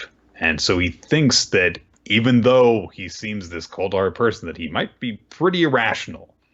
So he thinks that Ninomiya would take this chance and let his guard down if he saw an opportunity for a one-on-one. He would accept the risks. That is what he thinks is going to happen. So they have curry. Yuma's like, hey, your curry is great, Konami. And she's like, of course it is. They say that they're going to spend a bit more time working on strategy. Chika and Hughes need to train their team moves. Konami says that she's going to be on commentary for the match. Awesome. And that's it. They're like, let's do this. And we just get a time passage page saying it's time for the B-Rank Wars Round 8 Night Division Final Battle. So they're doing it. It's going to happen, Nick. The next chapter somehow cannot be about them discussing this upcoming fight. It actually has to happen. We'll see. If the next chapter starts and there's black borders around the page and it's earlier that day. God damn it. I'm gonna lose my mind. So it's interesting. One thing that I've noted is that in the build up to this fight, we've had absolutely zero focus at all on Akoma. Which maybe because they bring him up offhandedly in these two chapters because they're like, while they've got Karsuma there and they're talking about his ability to mimic other people, they're like, can you do Akoma's slash thing? He's like, no. So part of me wonders if it's because Akoma Squad really doesn't need to be developed too much more. We kind of know the one thing about them, Akoma's awesome. Right. And that's about it. But part of me also wonders, by not showing them, are we going to get something more? In my mind, I think it's the former. Because I also think about how last time they made such a big deal about Suzunari won, and then Suzunari 1 came up with this big strategy, and then they got clowned out of the fight almost immediately. So in my mind, it might fall to that. We gotten all this stuff about Yoba and how talented and skilled he is. So this is the thing for him. Akuma is going to be in there being wacky and goofy, but maybe their squad's kind of the one that isn't super duper significant. Plus, they have fought the Ikoma squad before, and Ikoma was not a big factor in that fight. They were not one of the top-ranking teams in it. And also, an Ikoma planning session would not really accomplish much. Because I want to see it, though. It's so funny. Every single day they meet up, and they're like, what should we work on today? What do you guys think of that new girl in the squad? I think she looks pretty cool. I think I'm going to ask her out. Ask her what kind of curry she likes. I mean, it's how do we handle just for hours talking about nothing? What do you guys think of the ending to the Spider-Man film? They're like, which one? There's been 8. You just said the Spider-Man film. Personally, I don't know about the way that ended. Do you think they're going to make a 4th one? Oh, hang on. Which one is he talking about? Is he talking about MCU or is he talking about the Raimi voice? What are you considering a Spider-Man film? Is it any film that has Spider-Man in it, or has he seen them all? Which ones has he seen? He's like, don't they think it's weird they did the Green Goblin 3 times? Also, Spider-Man keeps on getting younger. It's weird. Uncle Ben came back and died again. You'd think he'd know the second time through.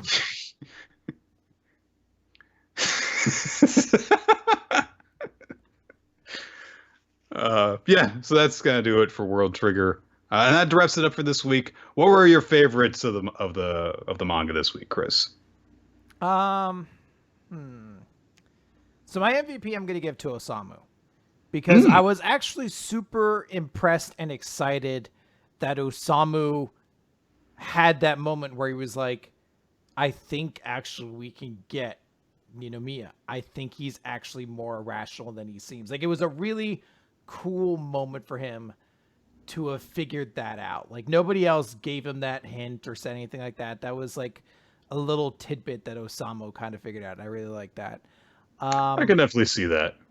For chapter of the week, I'm honestly kind of at a place where nothing really stood out super well. I don't think that anything was really super huge this week, and there was no chapter that I was like, yes. So, I think I'm gonna give it, to Seven Deadly Sins, just because I really do like the excitement of that chapter. But I don't know if it's I don't think it's my favorite chapter of the week. It's probably the best chapter of the week. I don't know if I could say too much more though. I'm going to give my chapter of the week to The Last Saiyuki. I think that it had the best ending of any series this week. In general, I think that it was a kind of a week in terms of a lot of things were just kind of unexceptional this week. There's not a lot of standouts, but out of the ones that did, that I think had the biggest and most emotional impact on me. For character, I am going to give it to Kurisu. Because even though she didn't really do a whole lot in a chapter that was supposedly about her, that one little moment where she actually lets the guard down and just wishes everyone to pass their exams was really sweet, and I liked it.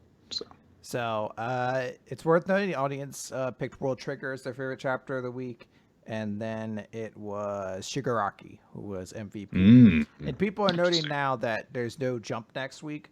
So impromptu, what we may do, because we have a recommendation. Perhaps what we could do next week is we do a recommendation for the start, and then maybe we'll do a Q&A as the rest of the episode. Because we haven't gotten a Q&A in a little bit. Yeah. We'll do something next week that's like we normally do.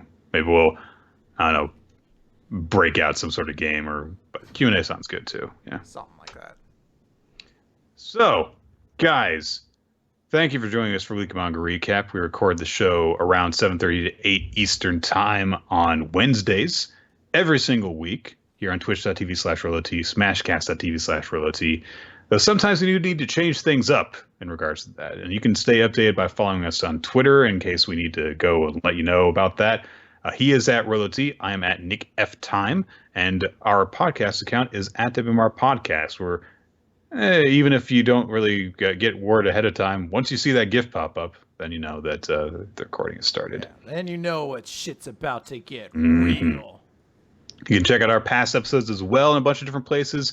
weeklymangarecap.podbean.com, YouTube, iTunes, that kind of thing.